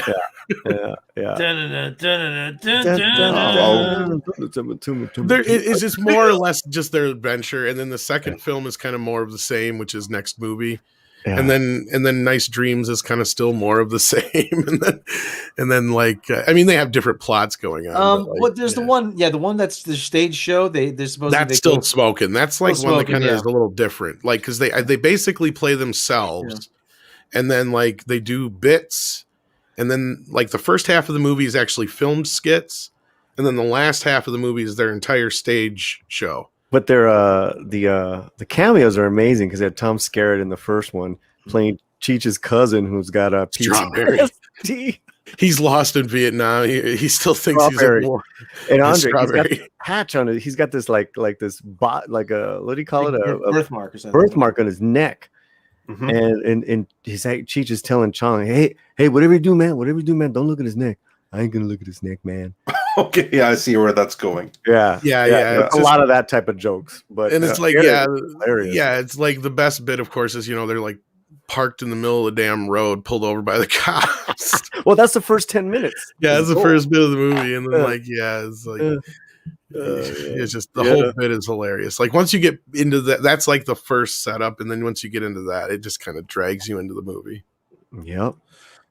Very cool. I look forward. It is Americanized humor. I don't know if you'll get it all, but very, very stoner humor. Very stoner humor with the that translates pretty well usually. Okay, good. So there's very few American comedies where I feel like I miss out because I'm not American. Like it happens occasionally, but generally I find that comedies tend to translate pretty well. Well, how did you see like Wayne's World?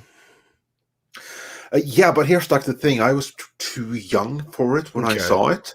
I probably need to rewatch it. It's basically like Bill and Ted and Wayne's World, but they're stoned. Yeah. Based off the chat, I think some Cheech and Chong retrospectives are going to be fucking Cheech and Chong rock, man, for our project. Wow, that sounds very cool. I saw them live 2 years ago. They're still kicking and still smoking, man. I thought they were not talking to each other or something. Oh no, they got back together. They got back together. Yeah. Okay, cool. Cool. I believe it was Trey and Matt who got them back together, if I'm not mistaken, from South Park. Yeah, that was nice of them. They tricked them into getting back together, basically. Do you know who this is? Know who this is? No, who this is? No, there's so many one-liners, so many setups are just so stupid. Hey, it's But me, Dave. they're funny. Come here. Man, I got this stuff, man. Let me Who's in. Dave? Dave's here. Dave? Yeah, it's me, Dave, man. Let me in. Yeah, well, Dave? Yeah, it's me, man. Open the door, man. It's hot out here, man. Oh, the cold-blooded critics of Dave? Mexican Americans. Yeah. Yeah, me, Dave. Open up. Dave's not here. Oh, for God's sake, DAV, open the damn door. You know what? They did that live. Like when they did that, they recorded it at their house. Like this was before they were rich and famous. Like, so like they recorded that in at Cheech's house. And so he's standing outside banging on the fucking door, screaming that shit. He's like, all the neighbors are looking at me and shit. They're like, what is going on over there, man? And he's like, and I'm over here screaming, I got the drugs, man. Let me in.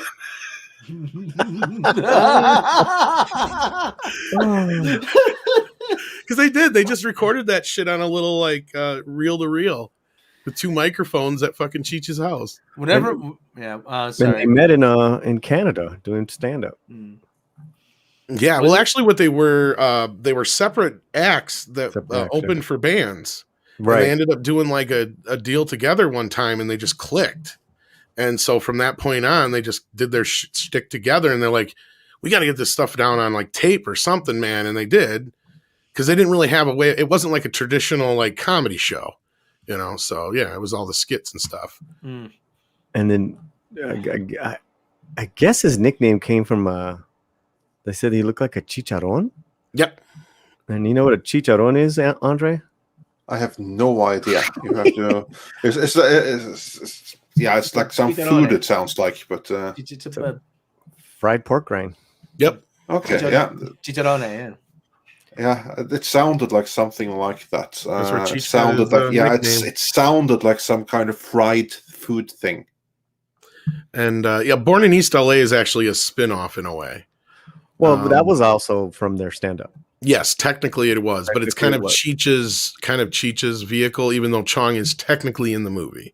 Well, it's Chong's song too. And yeah, the movie's was all Cheech, but also Tito is in that too. Yeah, like that movie it's a spin-off of, and it is kind of a Cheech and Chong movie, but it isn't. It's kind of funky because, like I said, Chong is there, but he's not. You have to see the movie to get it. But that movie is actually like the most straightforward of their films. Like that's a straight story. That was like their most mainstream movie, and it was. Yeah, it was Cheech's most. I still probably his most popular film. Yeah. Well, I look forward to seeing it, and I'll let you all know what I thought of it when I do. So that should be the best of the bunch, though, is Born in East LA. Like that is clearly the best film of all of them. Like as far as like what the setup there is, Andre? No, of course not. So Cheech's character, who's Mexican American, doesn't speak Spanish, so he accidentally gets deported, but his ID is at home, and he can't get back. Yeah, he's from East LA, and he's from LA. He's from East LA. All right, yeah. So that's going to be really awkward. It's actually loosely based on a true story. Without speaking Spanish. It's based on the song, but the whole idea was based on this true story that Cheech read in the paper about this American guy who got deported, and they wouldn't believe that he was born in East LA. Yeah, he couldn't speak Spanish, nothing, and it took him like I don't know, basically a similar-ish story to get home. Like he got home through the Coyotes, but like it was this whole thing of like he didn't know what the hell to do. He had no ID, no way to prove that he was American, and all this shit. It was. So like that sounds amazing, and now that I can't wait to see. Like I said, of all the movies, that one's the real movie. Like that sounds incredible. I'm gonna see that real soon. Can I begin with that one? Can I see that without having seen the others? Yeah, probably. And one more thing about that film, which I love, is the music, because one of the jobs that he does to raise money is he's playing in a trio in TJ. And he's trying to teach the guys how to play twist and shout, and they're like, como que twist and shout, right? So he's like, shake it on, baby, and then he's like, twist and shout, and then the Mexican guys, they start singing La Bamba. Because it's the same chords. The same chords. No, not La Bamba. I guess it is La Bamba. Yeah, then he does a cool Jimi Hendrix homage. Yeah, because they're also musicians on top of it. Like, right. So like they do music and, you know. Mm-hmm. That sounds amazing. I can't wait. Like, I'll see all of them, but like that, just on concept, that one has me intrigued. Yes, that's the best of the films for sure. Yeah. But moving on from there, no. Fuck you. Willie Woodward. Sorry. Willie Woodward says for $4.99. Awesome.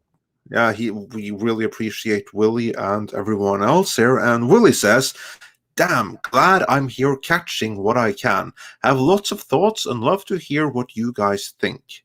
Also, new subscriber to Critical Drinker. Like his stuff. Go away now." Drinker is awesome, and we're so grateful every time he has the time to join us. He's now remind me, because like, isn't that the one where he's like in East LA where he's like, he said "see," yeah, like that's all he can say. Isn't that one? I think so. If I remember right, yeah. I think that was a C. What happened? The one character, all he can say is "C." He's like, yeah, but he said yes. Yeah, and one of the other characters is Paul Rodriguez comes over from Mexico. He doesn't speak any English, but he's waiting for Cheech at their house, and he keeps the early on. Cheech calls home, so it's like, "Hey, come to the border to get my and bring my ID." But no one's there except for Paul Rodriguez, who doesn't know any English. It's so stupid. Oh, it's a good movie. We don't want to give it all away, though. No, you're right. Yeah, no, I want to. That's a movie you'll gain friends by. That's a movie you'll gain friends by. Mm-hmm. Yeah, I look forward to seeing it. It actually has an entire alternate ending that's on the Blu-ray as well. Oh, I need to see that. Yeah, the wedding scene that's not in the movie. That song has a little message in it too, as well. Yeah, it's a parody of Born in the USA, is what it is. But the song is really good too. Well, the song pretty much tells almost the whole movie. But right. Yeah. Where were you born? Who's the president of the United States, Rob? Yeah, who's the president of the United States? Why is that there? He's not there. Oh, is that actor guy, man? He was on Death Valley Days. John Wayne. I was muted, yeah. Oh, that's easy, man. You know, that guy who was on Death Valley Days, John Wayne. All right, let's go. Yeah, man. I was muted. I'm going through the whole spiel. I'm like, why can't they hear me? Oh. Yeah, we can't hear you. Dang it. All right, moving on. We got plenty of super chats to get through here. Moving on. Randy Wackenfeld says Melina is black now, presumably Kitana, for your information. Yeah, we learned that. So yeah, okay, cool. And Miguel Hernandez says, whatever happened to the Mortal Kombat webisodes? Yeah, they started really strong, but I think that they simply didn't get funding to do anymore. I think that was the case. Yeah. Well, I was just saying, I think they were produced by Machinima or something like that, and I think they ran out of money. Yeah. They are on Blu-ray. Yeah, they are indeed. And they're pretty decent, some of them.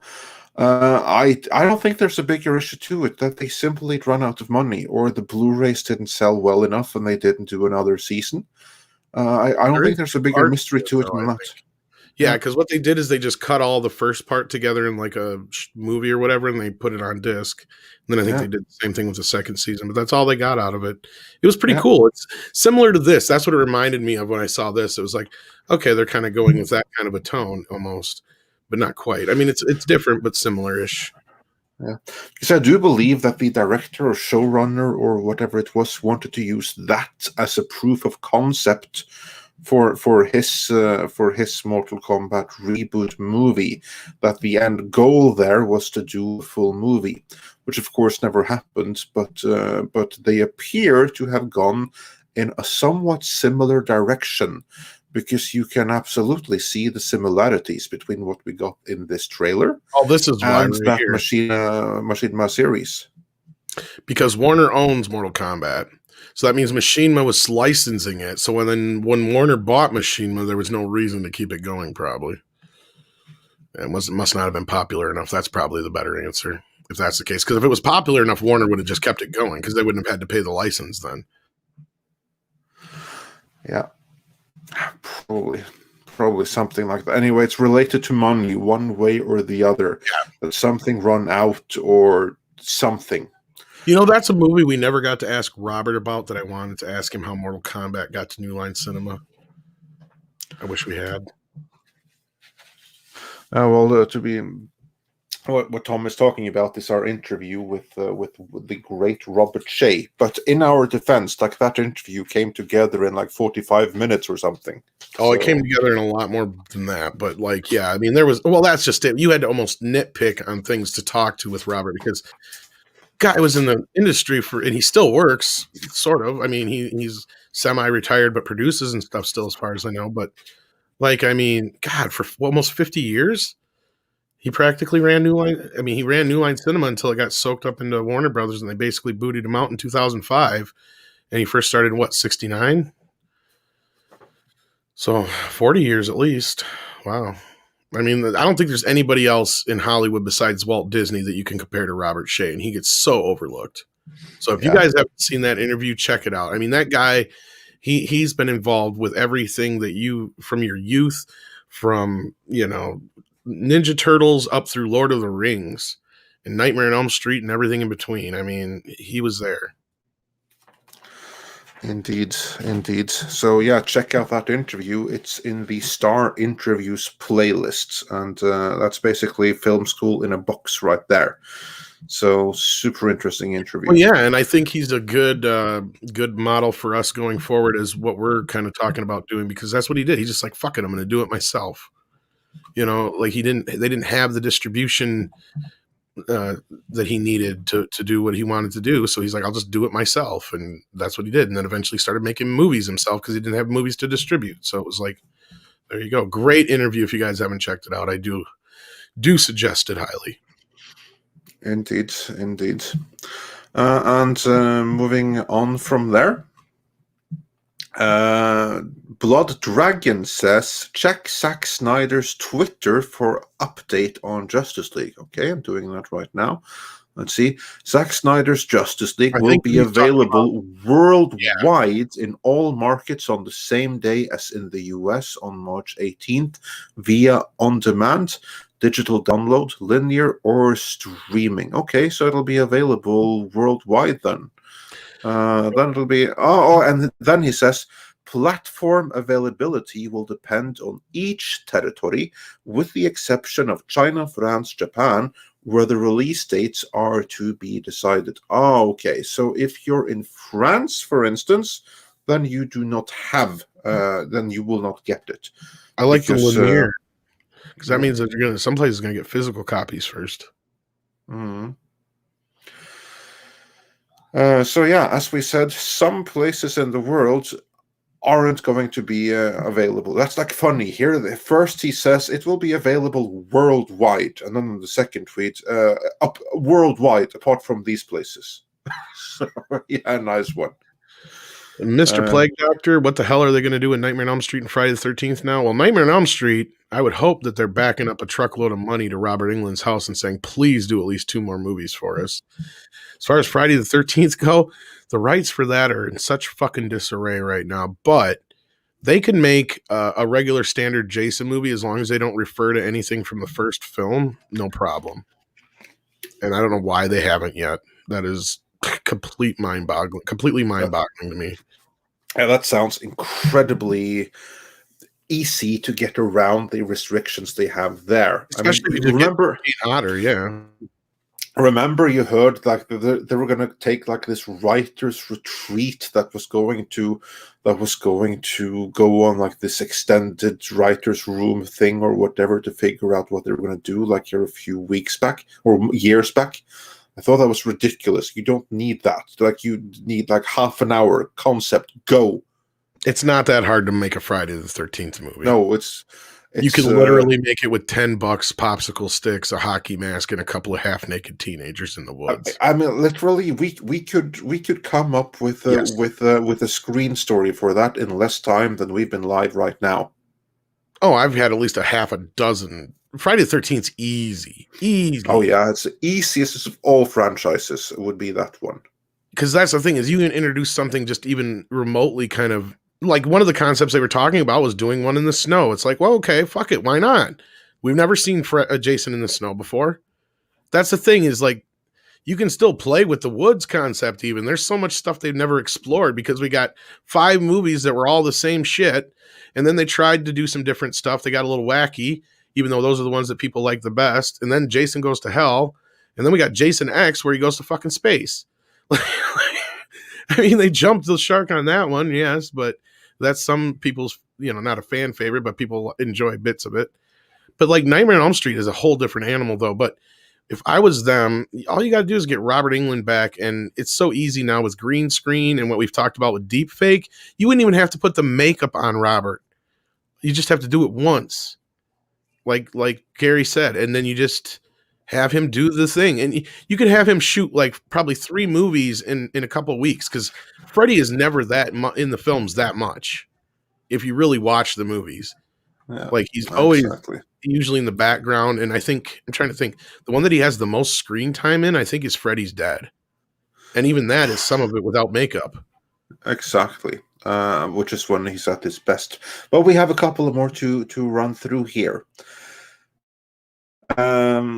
So Thunderstorm says Supergirl is blonde. Well, not anymore. She isn't. And Master Clockwork says Wolverine is 5'3". We covered this one. And Willie Woodward says, "Yep, Andre, shorties like me are fierce AF." Yeah, indeed. We covered that already. That's like the short man syndrome, as we call it in Norway. And Spider Unlimited asks, "Any interest in Leslie Headland Mortal Kombat? LOL." Yeah. She likes all the Mortal Kombats. Yeah, exactly. She likes all of them. Her favorite character is probably Chun-Li. Alpha, you have no idea how true that statement is, but they don't care. I could fix it. And then Darksblade says for $5. We covered that already. That was like the screen stuff. And Stephen Otten says for $5, "Hail Midnight's Edge and everyone in the chat. Joining late. Hope everyone is safe and healthy." Yeah, fingers crossed for that. Everyone take care of yourselves in trying times. And Mackenzie Lambert says, "With Mortal Kombat, Detective Pikachu, and Sonic, what gaming IP do you feel is being slept on? Give me Carnival, an Evil Dead horror comedy gore fest." Yeah, okay. Which video game property we all think is really ripe and waiting to be adapted for the big screen? Like, you all know my answer is Golden Axe. Well, I was going to say, I'm going to probably jump a lot off of your answer, and that was games from the past that didn't necessarily have cinematic, elements to them. Because that's, again, my problem with movies nowadays. Like, if we get a Metal Gear Solid movie, I'm sure it'll be cool, but I'll be like, yeah, but the games are pretty much at this level already. So to me, I would love to see like a Donkey Kong movie, like leading into a Mario movie or something like that. Like, I didn't mind those kind of things where you don't get to really see the story play out in the game. Because nowadays you see it's all cinematic, like basically playing like Grand Theft Auto or Red Dead Redemption is like watching a movie now, almost. So yeah, I'd say go back to like the old Sega and Nintendo games, all that kind of stuff. Metroid's one people bring up all the time. I know Golden Axe is another one I agree with. Streets of Rage was a fun game. I'm sure you could come up with a movie out of that. I mean, they kind of did with Streets of Fire or whatever, but still, same difference. Like, there's all kinds of stuff you can mine there. Sonic was perfect and prime for that. So yeah, what do you guys think, Rob? Rob is muted. So while he unmutes Paulie. And Paulie's muted. All right. Well, then we move on to the next one.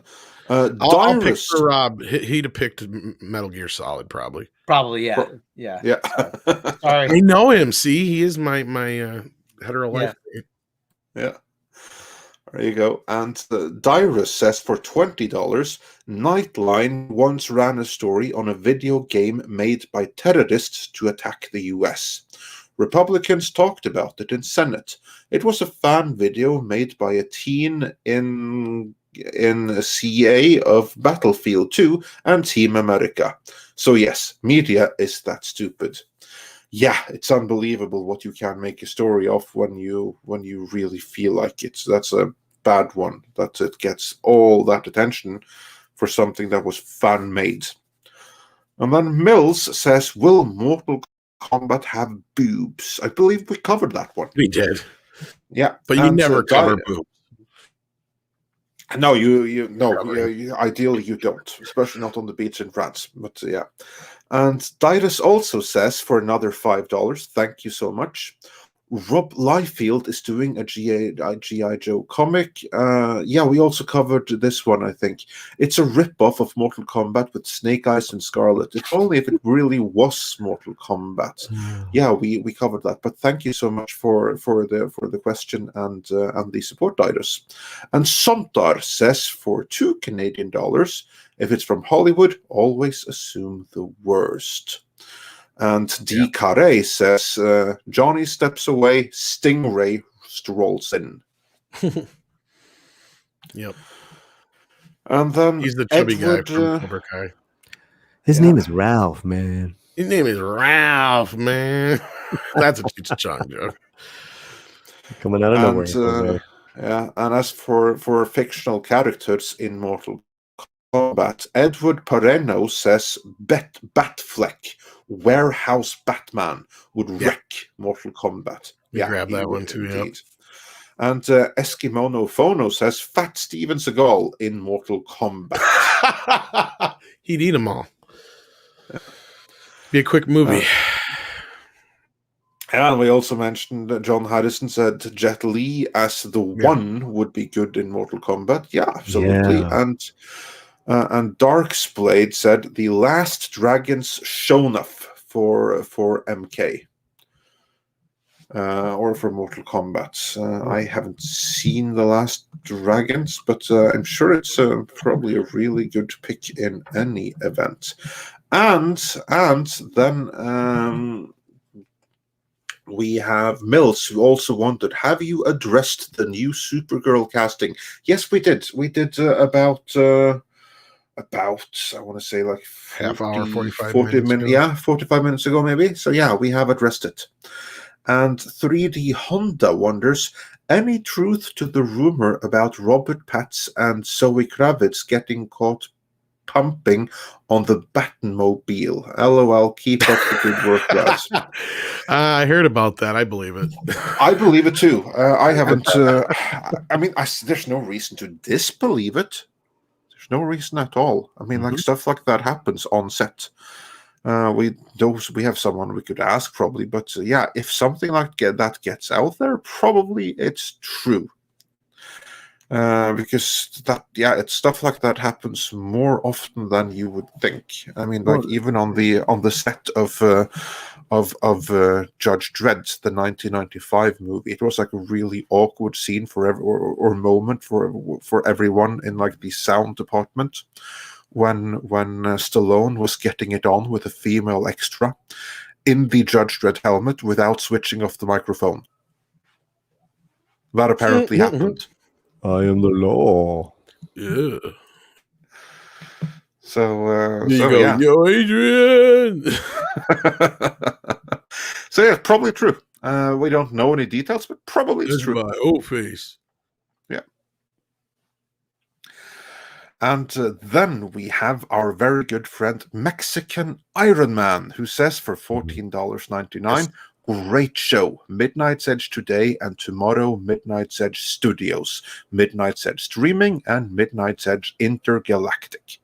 This was a great show this morning. Oh, thank you. And it's good with ambitions, I have to say. And in terms of video game movies that need to be made, Valiant Renegade has a really good suggestion because he says, "Where's my Legend of Zelda movie?" Yeah, another one. Yeah, I agree. Now there's one that could be really, really good. I don't think that one's too far behind the Mario movie, though. I bet. I don't know if it'll be live action or animated like the Mario movie, but I bet the Mario movie is going to do very well. And Nintendo then will sigh relief, and they'll greenlight like 2 or 3 movies, and Zelda will be one of them. Yeah, I would imagine so, because like if you look at properties that are cinematic, how many properties do they really have? I mean, like Paperboy, is that one of theirs? Like, how much can you do with that? They don't. I mean, I know they got a chunk of Pokemon, if I remember right. So like that's something they've always had that's been very popular movie wise, but like that's a little bit different. Otherwise, I think they have Mario, they have Zelda, Kirby. There's a few other Nintendo. They do have a few properties they could exploit. Not nearly as many as Sega, though, believe it or not. Like, that's the thing, is Sega has a much larger... Sega Studios, they really need to ramp up production, because they could do incredible with all of the properties they have that would lend themselves extremely well to cinematic adaptations. Nintendo might own Metroid. Yeah, as you see, there's one. You could do loads with that. And ST Red Wolf says that act by Stallone would have gotten him 20 years on Titan. Shameful actions for a judge. Yeah, indeed. Very nice reference to the comic right there.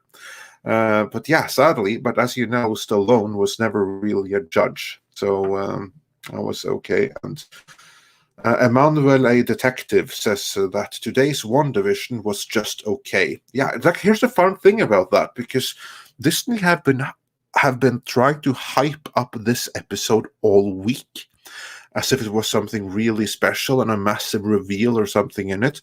And obviously, it was just a matter of getting attention away from the Carano situation, because this episode was incredibly meh, and the reveal was lackluster beyond words, in my opinion, at least. And then Mr. Tickletrunk says, Metroid, The Sky Calls, showed the way for that one. If that's a game or something, I do not know, but yeah, Metroid is absolutely something that could be cool in a video game. So Nintendo better get on that. They absolutely should. And Bogue says for $20 Mexican, Metroid and Star Fox would be pretty good sci-fi. Yeah, they own Star Fox too. That's right. Yep. Star Fox would make a pretty good movie. Yeah. And Darksblade says The Last Dragon, cheesy 80s blaxploitation kung fu gold. Oh, I have to see that now. You like it. Yeah. That sounds pretty awesome when you put it that way. And with that, we are, I believe, fully caught up. And Christopher Tock wants a live-action Castlevania. Did we get this stuff here? Not yet. Master Clockwork says, all the martial arts talk makes me want to rewatch Kung Pao, Enter the Fist, War Black Betty Bamalam. Oh, I have to see that one too, actually. Yeah. And then Etienne Falardo? Etienne Falardo says there you for go. $5 Canadian. Have you guys covered the new Aquaman cartoon images? No. Honestly, they must really hate the fan. No, we haven't covered them. Tom, can you bring them up on screen, mayhaps? Do I want to? No, I didn't ask if you wanted to. I wanted if you could. More CalArts nonsense. Oh my god, these things are horrible looking. I think the thing that everybody's kind of freaking out about is more so that I think James Wan has something to do with this. Is the bigger deal. So the big deal is that it actually might be a little good thing about it. So you kind of like have to watch it, even though it looks horrendous. That's the problem here, right? Just I can't believe how. Oh fuck! You haven't seen this yet, then, have you? I've seen the pictures. Yeah, I have. Oh, okay, then. And they're dreadful. Yeah, like. Yeah, exactly. I should have warned people if they had children in the room. I More- kind of like imagine that if you really get high on various psychedelics, the world is going to look something like that. That would give you a fucking bad trip.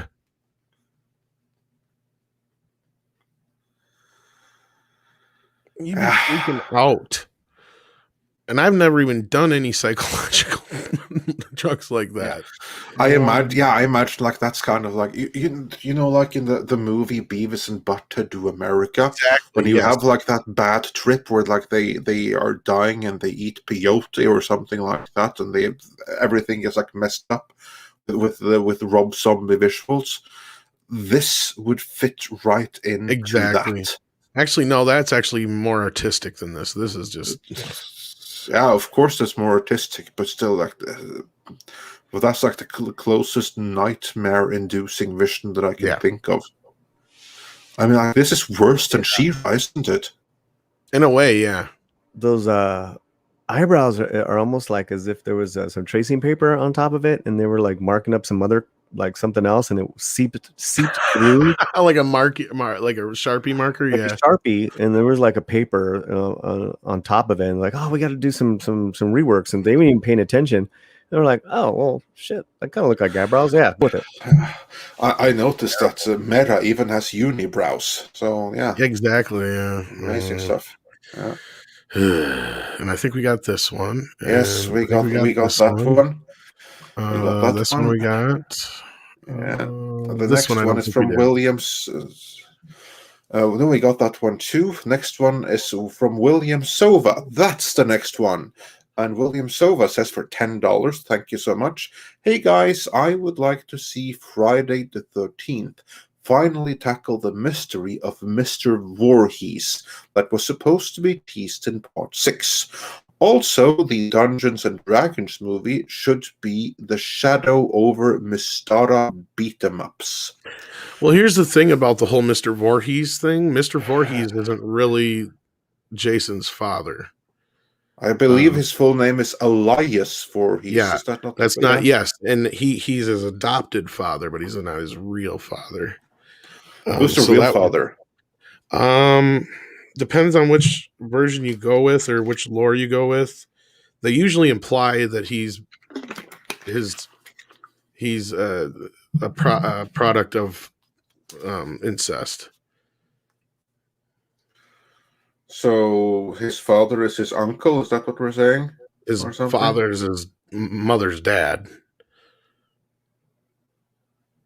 And then like Elias kills him and then protects Mrs. Voorhees, but he's also like very abusive and shit. Like there's a few different versions of the story because it depends on whose version you go with, because different people have done different versions, and the game version I think I haven't gone through the whole game, and that version's, I believe they go off of that storyline. But yeah, I'm not as up on the Friday the 13th lore as I am Nightmare on Elm Street. I'd have to ask my buddy on that. Yeah. But like the version of Elias that is supposed to be, because technically he didn't have the name Elias, I don't think, until the funny thing is even though he can't really claim it, I believe Adam Marcus came up with that name, and it was originally the brother, not the father, or some shit like that. And then it all got twisted up in logic and the history of the whole lore and everything. So yeah, I'd have to check into all that, but yeah, it's a pretty messed up background. I would love to see like them go back and kind of fix a lot of the lore. That'd be cool. Indeed, but I think we'll be waiting a long time for that. No, because that's the shit that's all actually in like the lawsuit, because the mother character, I think Camp Crystal Lake, young Jason, all those things are connected to what the lawsuit was about. So yeah. So they're off limits in any event. But again, you can do a great Friday the 13th movie without having to explore too much into the past. It's like hot, half-naked teens, big man with an axe, go. Yeah, because I think they even got the Friday the 13th name now, too, as well. Because for the longest time, New Line didn't have that. That was still sitting over at Paramount, but now I believe they own that. And that was something that Victor Miller didn't get in that deal. He wanted the name, but I don't think he got it, because that was one thing that Sean Cunningham did come up with and was able to retain. Speaking of retain, Bogue says Earthbound would be a great adventure horror story. I think I remember that one. But yeah, probably it would. If it's the one I remember, yeah. Yeah, there's a lot of classic games. Yeah. Where is Half-Life movie? Didn't they do No. I thought they did some straight video thing though. Or which one am I thinking? Well, of? if they did, it doesn't really count. If they did like some animated stuff or something, and if they did, I think it would have been really an anime if it's the one I'm thinking of. Yeah, that doesn't really count then, does it? E.T. the game, the movie. E.T. the game, the movie. Now there's a movie.